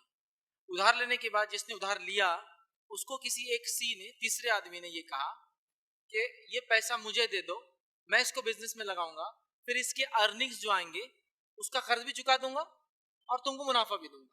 لیکن وہ جو سی تھا، تیسرا آدمی تھا، اس نے پیسہ بھی غبن کر لیا، کہا کہ بزنس میں پرابلم ہو گیا، فراڈ ہو گیا، یہ ہو گیا، گڑبڑ ہو گئی، وہ لے لیا. جس سے بی نے ادھار لیا تھا مطلب اس کو بھی نہیں چکایا، اور کیا کیا اس کو بول دیا کہ اب تمہارا بھی کچھ نہیں ہے. تو اب مسئلہ یہ ہے کہ اس میں کس نے کس کا حق مارا ہے، کیسے دے. سوال کا جو آپ کیسا تھا، جس سے آپ نے ادھار لیا آپ کو اس کا ادھار چکانا ہے، کیونکہ جب آپ نے ادھار لیا تھا یہ بول کے نہیں لیا تھا کہ یہ تیسرا آدمی دے گا. آپ کی بات کیا ہوئی، میں آپ سے لے رہا ہوں، میں دے رہا ہوں. اگر بات کرتے وقت ایگریمنٹ یہ ہوتا میں آپ سے لے رہا ہوں لیکن چکائیں گے یہ جناب، اگر منظور ہے تو دیجئے، تو تب یہ درست ہوتا کہ یہ تیسرا آدمی بولے میرے پاس کچھ نہیں ہے تو آپ بول سکتے تھے بھائی بولا کچھ نہیں ہے، آپ اور اس کو دیکھ لیں. لیکن آپ نے ادھار لیا ایک آدمی سے تو آپ کو ہی اس کو چکانا ہوگا. یہ آپ نے لینے کے بعد یہ طے کیا تھا کہ میں بزنس میں لگاؤں گا ایک تیسرے آدمی کے ساتھ، پھر وہ ریٹرن دیں گا، اس کو ایک الگ شکل تھی. تو لہٰذا ایگریمنٹ میں اگر یہ چیز نہیں تھی لیتے وقت تو آپ کو اس کو واپس کرنا پڑے گا. اس کو چھوڑتے ہوئے کہ آپ کو لوٹ لیا گیا، آپ کو دھوکہ دے دیا گیا، آپ کو نقصان کر دیا گیا، آپ کا پیسہ غبن کر لیا. رہا وہ تیسرا آدمی جس نے یہ کیا، ظاہر سی بات اگر اس نے جھوٹ بولا، پیسہ غبن کیا، روز قیامت اگر وہ نہیں لوٹاتا ہے، بالکل بولتا بھول گیا، یاد ہی نہیں ہے، روز قیامت اللہ کے پاس وہ جواب دیں. لیکن ایک بات میں ضرور کہوں گا، جب اللہ رب العزت نے قرآن میں سب سے بڑی آیت لین دین کے اوپر رکھی ہے تو مسلمان لیتے دیتے وقت لکھتے کیوں نہیں ہیں؟ بانڈ کر لیتے، ایگریمنٹ کر لیتے، نوٹری کرا دیتے بانڈ کی، تو ایک مضبوط سالڈ پروف ہوتا آپ کے پاس، دنیا کی عدالت میں بھی چلتا. آخرت میں تو اگر وہ سادہ لکھ دے، منہ سے بول بھی دے تو وہ تو قابل قبول ہے، دنیا کی عدالت میں بھی اس کا فائدہ ہوتا، اس کی پکڑ آپ کر سکتے ہیں، وہ چوک نہیں سکتا، بھاگ نہیں سکتا. بہرحال لیکن اب جو یہ کیس ہوا تو وہ آپ نے جو پیسہ لیا آپ کو ہی واپس دینا پڑے گا. ایگریمنٹ کے یہ بات اگر ہوئی تھی یہ واپس کریں گے تو تب بہرحال وہ شکل ہوتی اور وہ صورت ہوتی، اور اس میں پھر وہ تیسرے آدمی کو اس کو دینا پڑتا. لیکن اس شکل میں آپ کو ہی دینا ہے. آپ پر ظلم اس تیسرے آدمی نے کیا، اللہ اس کا بدلہ آپ کو دے گا، لیکن آپ کو اس کو دینا ہے. لیکن بہت سے لوگوں کو میں نے دیکھا ایسے کیس میں کیا کرتے ہیں، میں نے اس کو دیا تھا، اس نے ڈبا دیا، بھائی اب تو اس سے لے لے، میرے کچھ نہیں معلوم. اب یہ پہلا آدمی بولتا ہے بھائی میں تو تھا ہی نہیں کیس میں، میرے کو کیا معلوم وہ کون تھا، تم نے کس کو دیے. اب نہیں بھائی میں خود بہت ظلم میں آ گیا، میرے بہت یہ ہو گیا، اب تم ان سے لے لو. یہ آپ درست نہیں کر رہے ہیں, آپ کو ہی دینا ہے. جب اگر ایگریمنٹ ہوتا کہ آپ کو یہ تیسرے جناب دیں گے, لے رہا میں ہوں, تو بہرحال یہ ایک الگ شکل تھی, لیکن ایسا نہیں ہوا تو آپ کو اس کو چکانا پڑے گا. جزاک اللہ خیر. ٹھیک ہے, اگلا سوال انشاءاللہ ہم لیفٹ ہینڈ مائک سے. السلام علیکم, میرا نام مسعود باشماخ ہے, میں تجارت کرتا ہوں. میرا سوال یہ ہے کہ اگر کچھ حقوقی لباس میں آپ نے بتایا کہ پہلے ماں باپ کا حق پھر رشتہ داروں کا حق, لیکن رشتہ داروں میں اگر سیم نوعیت رکھتے ہیں, جیسا کہ 2 خالہ ہے اور دونوں خالہ کی سیم کیفیت ہے اور اب میں کسی ایک کی مدد کر سکتا ہوں, تو ایسے میں کیا کروں, یا کس خالہ کو میں ترجیح دوں اور کس کو نہیں دوں؟ مطلب ایک کی, یا پھر کوئی 2 دوست ہے, 2 دوستوں کی تقاضے ہیں میرے پاس اور میں کسی ایک کا ہی حق ادا کر سکتا ہوں, تو پھر ایسے میں کیا کروں, حالانکہ دونوں کا مطلب وہ سب سیم ہے, نوعیت بھی سیم ہے.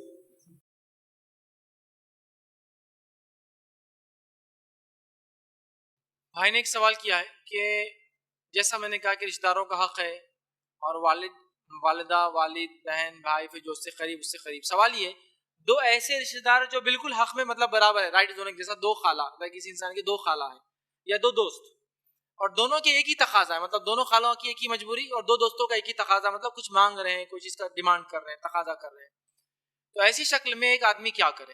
تو پہلی چیز, اگر 2 خالہ ہے ایک انسان کی, دونوں مجبور ہے, دونوں مسکین ہے, دونوں کو ضرورت ہے, دونوں کو مدد چاہیے آپ کی پہچان کے ذریعے, مال کے ذریعے, جو بھی ہے, تو آپ کے پاس مدد کا اختیار ایک کو ہے, تو آپ جا کر دونوں سے کہیے کہ اتنا ہی مال ہے کہ میں کسی ایک کی مدد کر سکتا ہوں. اگر ایسا اس میں ہو کہ دونوں کو آدھا دوں تو کیا آپ کا کام ہو سکتا ہے؟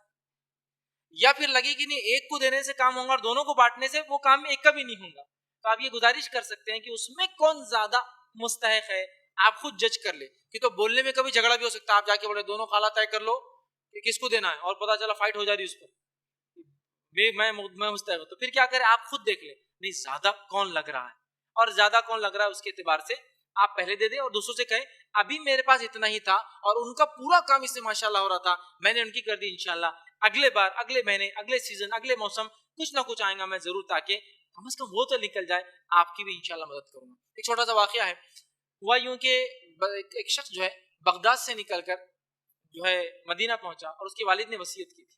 وصیت یہ کی تھی کہ جب تم مدینہ جاؤ تو مدینے کے سب سے غریب انسان کو صدقہ کرنا. 10,000 درہم انہوں نے دے دی.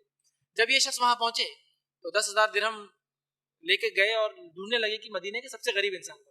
لوگوں نے پتہ بتایا, گلی گلی میں گئے تو کہا وہ گھر میں سب سے غریب لوگ ہیں.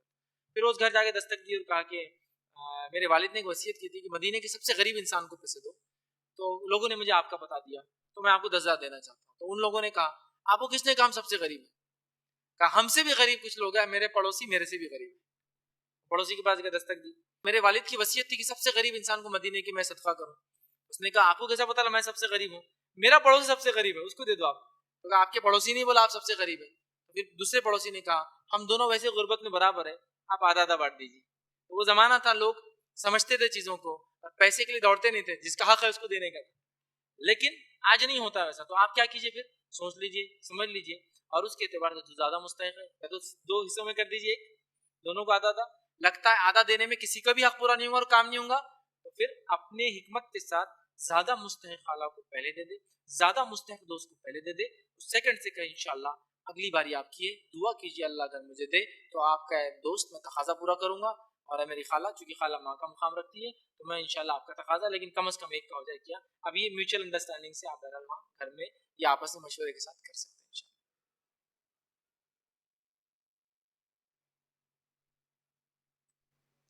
جزاک اللہ خیر.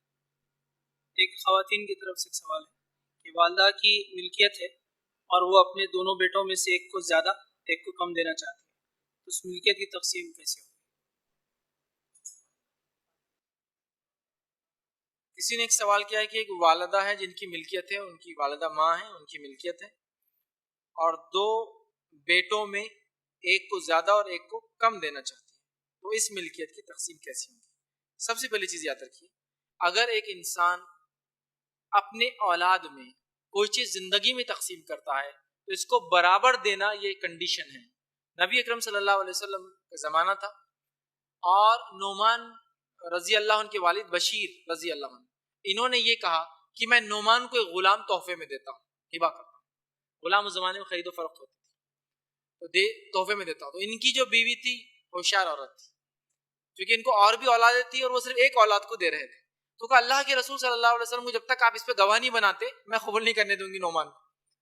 نعمان بن بشیر کی والدہ جو ہے وہ ان کے والد کو لے کے نبی اکرم صلی اللہ علیہ وسلم کے پاس گئی اور کہا اللہ کے رسول نعمان جو ہے ان کے والد جو ہے وہ جو ہے بشیر نعمان کو غلام دینا چاہتے ہیں. تو اللہ کے رسول صلی اللہ علیہ وسلم نے پوچھا کیا نعمان اکیلے مطلب ایک ہی بیٹا ہے؟ تو کہا نہیں اور بھی اولاد ہے.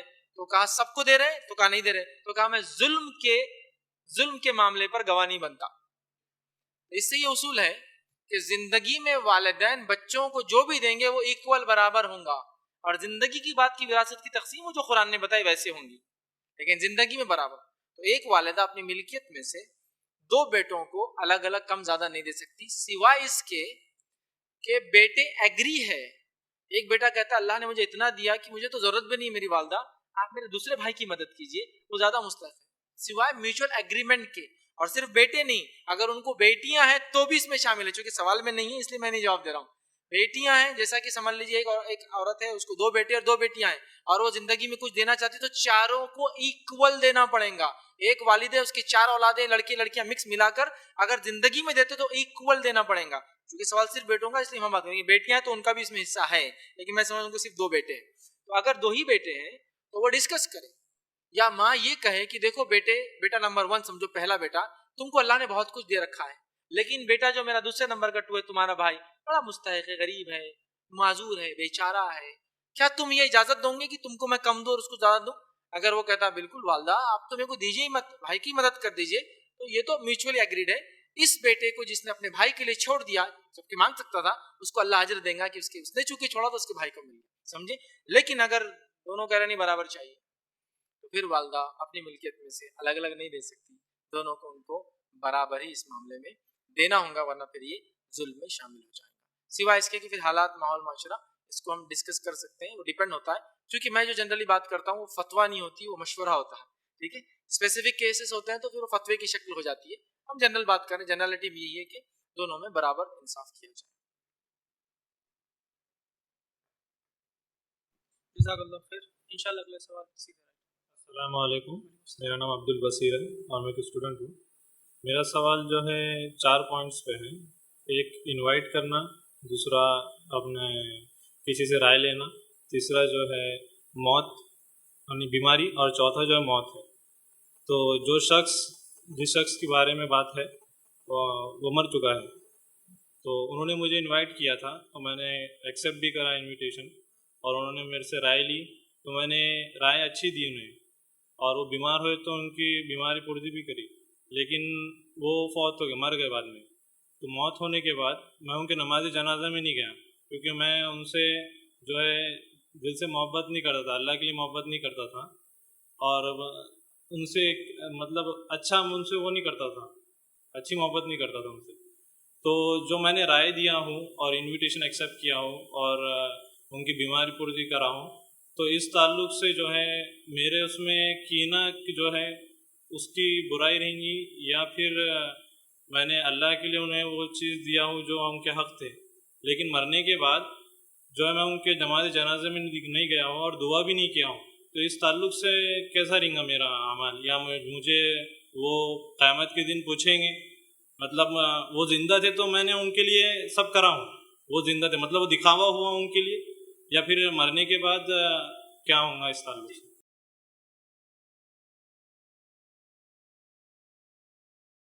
بھائی کا ایک سوال ہے, جیسا مسلمان پہ حق ہے دعوت دے تو قبول کرے, اسی طرح مشورہ مانگے تو اچھا مشورہ دے, بیمار ہو جائے تو تیمارداری کرے یا بیمار پرسی کرے, انتقال ہو جائے جنازے میں جائے. بھائی نے 3 عمل کیے ایک انسان کے ساتھ, کہ اچھا مشورہ دیا, دعوت بھی قبول کی, بیمار ہو تو بیمار پرسی کے لیے بھی گئے, لیکن انتقال ہوا تو اس میں شریک نہیں ہوئے. سوال یہ تو کیا انتقال میں شریک نہ ہونا, چونکہ وہ ویسی محبت نہیں کرتے جیسے ہونا چاہیے, کیا باقی عمل کو بھی ضائع کر دیں گا؟ تو اس میں اصل چیز یہ ہے کہ جب آپ نے بیمار پرسی کی, جب مشورہ دیا, جب دعوت قبول کی, تو وہاں انٹینشن کیا تھا؟ تو اگر وہ تینوں میں مخلص تھے آپ کی دعوت دے رہا ہے تو حلال پیسہ تو جانے میں کیا حرج ہے. دوسرا, بیمار ہوئے تو یار مومن بھائی ہے, بندہ ہے, رشتہ دار ہے, جانا چاہیے, یا میرا قریبی رشتہ دار ہے, آپ اخلاص کے ساتھ گئے, حالانکہ آپ پسند نہیں کرتے وہ آدمی کو ایک طرح سے, کیونکہ آپ جنازے میں اس لیے نہیں کہ آپ پسند نہیں کرتے, لیکن آپ تب مخلص تھے کہ یار بیمار ہے, چلو برا آدمی لیکن بیمار. جیسا نبی اکرم صلی اللہ علیہ وسلم ایک یہودی لڑکا بیمار ہو تو دیکھنے گئے, یہودی ہے لیکن آپ پھر بھی دیکھنے گئے کہ کیا معاملہ ہے بول کر. اسی طرح میں کہوں گا تو اگر وہ آپ نے اخلاص سے کیا کہ بیمار تھے, جانا چاہیے کہ انسان ہے, رشتہ دار ہے, محبت ہونا چاہیے کہ نہیں تھی لیکن بیمار تھے تو جنوینلی آپ گئے. اسی طرح مشورہ جو صحیح تھا وہ آپ نے دیا. تو اس شکل میں اگر آپ کی ان تینوں اعمال میں اگر نیت مخلص اخلاص کے ساتھ تھی تو اس کا تو اجر مل جائے گا. رہا چوتھا خطا آپ نے نہیں کیا, کرنا چاہیے تھا نہیں کیا, تو بہرحال کیونکہ آپ پسند نہیں کرتے تھے یا ویسی محبت نہیں جیسے تقاضا تھا تو یہ ایک الگ شکل ہے, لیکن ان تینوں میں اخلاص تھا تو اجر مل جائے گا. لیکن تینوں میں بھی اخلاص نہیں تھا, آپ صرف اس لیے کہا کہ لوگ کیا بولیں گے, بیمار ہے نہیں جا رہا رشتہ دار ہے, لوگ کیا بولیں گے کہ دعوت میں نہیں آئے, لوگ کیا بولیں گے, تو لوگوں کے لیے کیا تو پھر اس کا بھی اجر نہیں ملے گا کیونکہ ہم نے وہاں لوگوں کے لیے کیا اللہ کے لیے نہیں کیا. رہا 3 کام اللہ کے لیے کیا لیکن محبت نہیں تھی جیسی ہونا چاہیے, تو یہ چوتھا ایک الگ عمل تھا.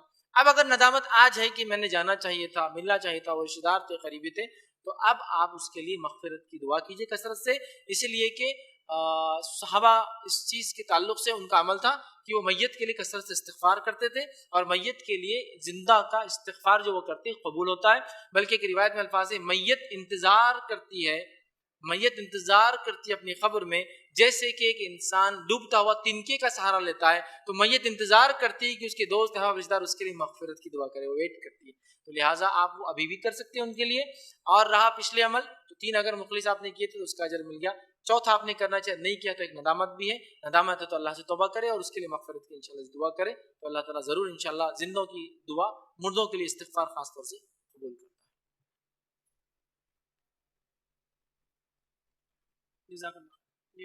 السلام علیکم, میرا نام شیخ افتخار ہے, میں پولیس ڈپارٹمنٹ سے ہوں. میرا ایک سوال ہے کہ یہ جو روڈ رہتے اپنے 15-15 فیٹ کے, اس کے اوپر مطلب لوگ چبوترے بنا لیتے 3-3 فیٹ کے, ادھر سے 3 ادھر سے 3, مطلب 6 یہ چل جاتا, تو اس میں بائک وغیرہ بھی کھڑے کر لیتے, تو یہ مطلب ان کے اوپر بھی یہی حدیث لاگو ہوں گی کیا, مطلب توق ڈالنے کی, اور دوسرا حقوق العباد کی, کہ مطلب لوگوں کو بھی تکلیف ہوتی ہے اس سے.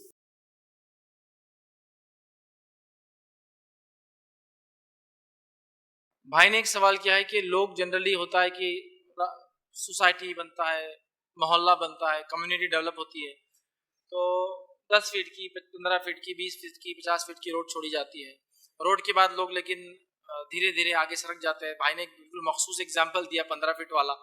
میں نے بھی دیکھا چھوٹے جو جنرلی جو زمینیں ہوتی ہے, جو این اے ہوتی ہے, ایگریکلچر نان ایگریکلچر نہیں ہوتی ہے, ایگریکلچر ہے, اس پہ ڈیولپمنٹ ہو جاتا ہے, تو جنرلی 20 فٹ یا 15 فٹ کی روڈ, اس پہ بھی 3-3 فٹ دونوں طرف سے ماشاءاللہ لوگ آ جاتے ہیں. چھجے تو اتنے آ جاتے ہیں, کبھی کبھار اوپر خالی ایسا 1 فٹ کی جگہ بچتی ہے تو اوپر 4.5-4 فٹ آئے ہوئے ایک دم, صرف 2 فٹ کی جگہ بیچ میں گیپ بچا ہوا ہے. بھائی کا سوال ہے پھر چبوتروں کے بعد گاڑیوں کی پارکنگ بھی ہے, تو یہ کیا بندوں کے حق مارنے میں اور کیا اس میں بھی توق کا معاملہ ہے؟ تو دیکھیے پہلی چیز تو یہ وہ توق کا معاملہ ہے ظلم سے زمین لے لینا. اب یہ ظلم سے کسی کی تو لی ہوئی نہیں ہے, بٹ نیچرل ہے کہ وہ سب کی ہے, کامن لینڈ اس میں جو کیا کیا آگے بڑھ گیا. تو یہ وہ نہیں ہے جو مخصوص کسی کی زمین ہتھیا لینا, غبن کر لینا, اس میں یہ شامل نہیں ہوگا. لیکن جو دوسرا مسئلہ جو ریئل ایشو ہے وہ ہے راستے کو آپ روکنے والے بن گئے, اور اس میں تو یہ حقوق العباد یقیناً ہے, اور بندوں کا نہیں کثیر تعداد بندوں کا حق مارا جائے گا اس کے اندر. جیسا کہ 3-3 فٹ چبوتے, اگر گیلریز کی پرمیشن ہے, جیسا کچھ ایریا ہوتے ہیں R1 zone, R2 zone, R3 zone, جس میں پرمیشن الگ الگ ہوتے ہیں, 100% کنسٹرکشن, 75% کنسٹرکشن, 25 MT رکھنا, الگ الگ ہوتے ہیں. 100% میں جنرلی کہا تھا لوگ اوپر سے آتے ہیں, جو کہ گورنمنٹ نہیں بولتی ٹھیک ہے چل جاتا ہے, کیونکہ نیچے کسی کو پرابلم نہیں. لیکن نیچے آپ چبوترے بنا لیں گے تو کتنے بندوں کا حق مارا جائے گا, جبکہ حدیث میں واضح الفاظ ہے, نبی اکرم صلی اللہ علیہ وسلم فرماتے ہیں ایمان کی 70 سے زیادہ, 70 سے زیادہ اور 77 تک 77 تک شاخیں ہیں. سب سے اعلیٰ شاخ ایمان کی ہے لا الہ الا اللہ, سب سے ادنا 70ویں یا 77ویں شاخ ہے راستے سے تکلیف دہ چیز کو ہٹانا. یہ ایک مسلمان کے ایمان میں داخل ہے, راستے سے تکلیف دہ چیز کو ہٹانا. آپ پرماننٹ 3-3 فٹ کے چبوترے بنا دیں گے تو پھر تو آپ خود اس کے اندر وہ بن گئے.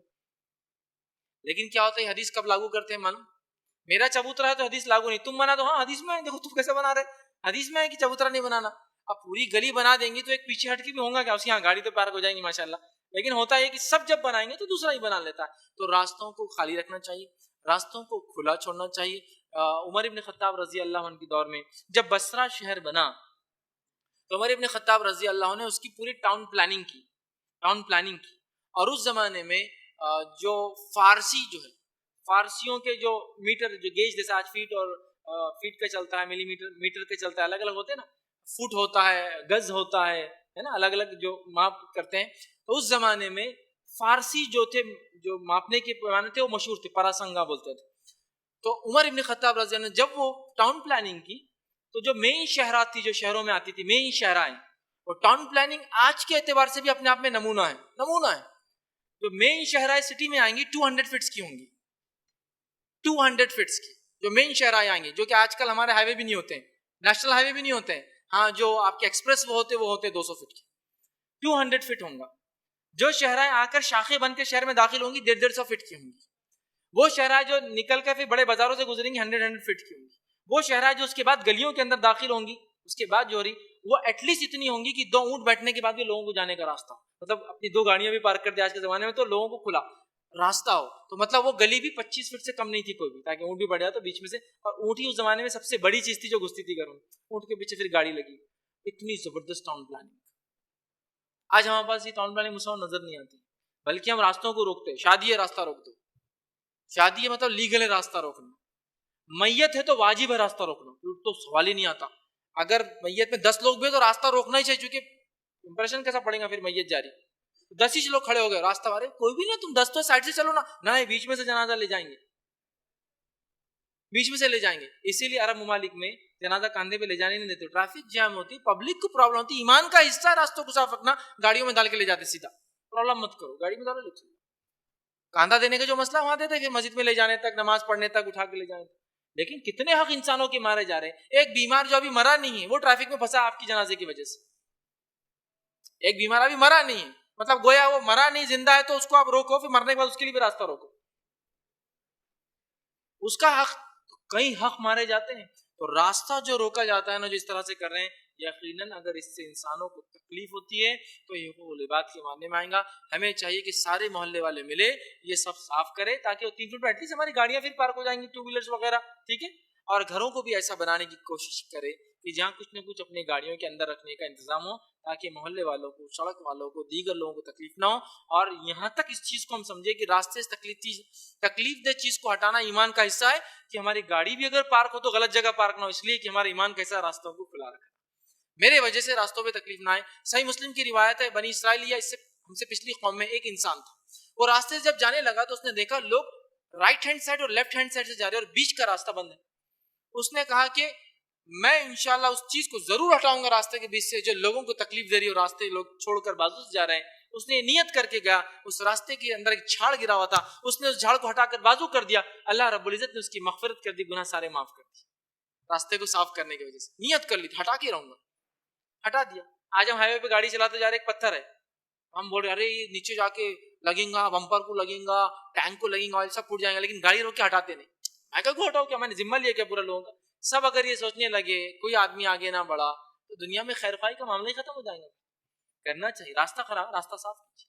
میں نے اپنی گاڑی پارک کی, اس کو پتھر لگایا, گاڑی جب نکالوں گا راستہ صاف, پتھر بازو کروں گا. سمجھ رہا بات کو؟ تو لہٰذا راستوں کو صاف رکھنا ایمان میں.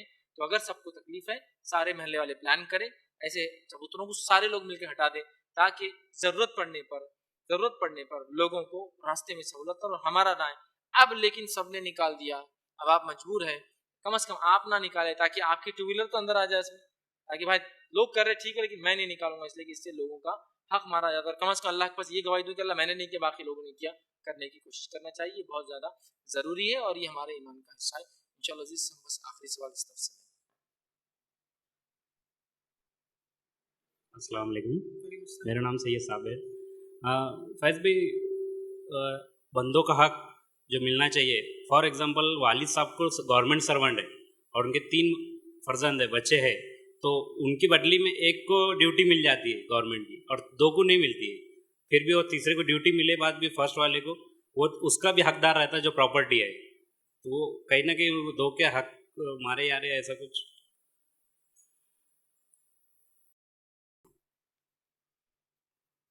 بھائی نے ایک سوال کیا کہ ایسا ہوتا ہے عموماً, اور پہلے ہوتا تھا, اب تو نہیں ہوتا ہے, کہ اگر گورنمنٹ جاب پر کوئی ہوتا اور اس کا انتقال ہو جاتا تو ان کے بچوں کو اگر وہ اس صلاحیت کے حامل ہوتے تو ان کو فارورڈ کر دیا تھا کہ بھائی ایک آدھ کو ہم لگا دیں گے. ایسی اسکیمز بہرحال ہوا کرتی تھی, آدمی اچانک انتقال کر گیا تو وہ لگانے کی کوشش کرتے تھے. تو بھائی کا سوال ہے, آپ کسی کو 3 لڑکے ہیں تو اب وہ بڑے بھائی کو چوائس کر رہے ہیں کیونکہ وہ اس لائق ہے کہ وہ کام کرے, وہ اس کو لے رہے ہیں, تو کیا یہ حق مارنا ہے؟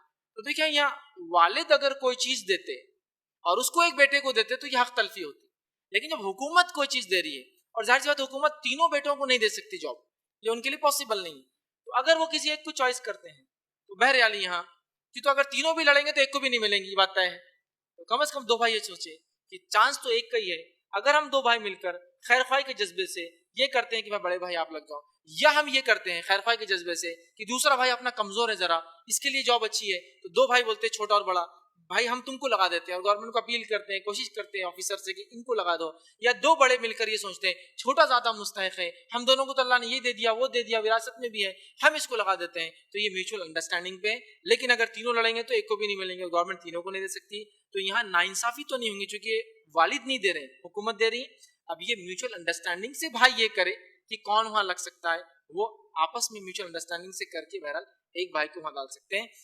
اور وراثت کا جہاں تک معاملہ رہا، اگر جاب لگ جاتی ہے تو کیا بڑے بھائی کا وراثت میں حصہ، بھائی کا سوال تھا، جاب بھی کرتے وراثت میں حصہ لیتے ہیں، وراثت ایک الگ چیز ہے، یہ ایک سیکنڈری بینیفٹس تھے جو والد نے نہیں دیے، والد نے یہ نہیں کہا تھا کہ یہ پلاٹ میں سب بھائی اور یہ ایک پلاٹ میرے بڑے بیٹے کے لیے، نہیں، یہ سیکنڈری بینیفٹس تھے جو گورنمنٹ نے ایک آپ کو سپلیمنٹری اس کو بولتے ہیں ایک مدد کے طور پہ کی۔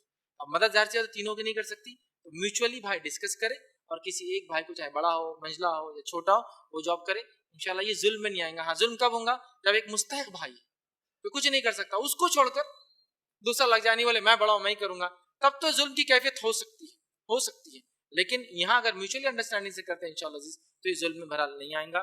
اسی پہ ہم اپنی بات ختم کریں گے انشاءاللہ عزیز۔ وآخر دعوانا الحمدللہ رب العالمین، سبحان ربک رب العزت عما یصفون وسلام علی المرسلین والحمدللہ رب العالمین۔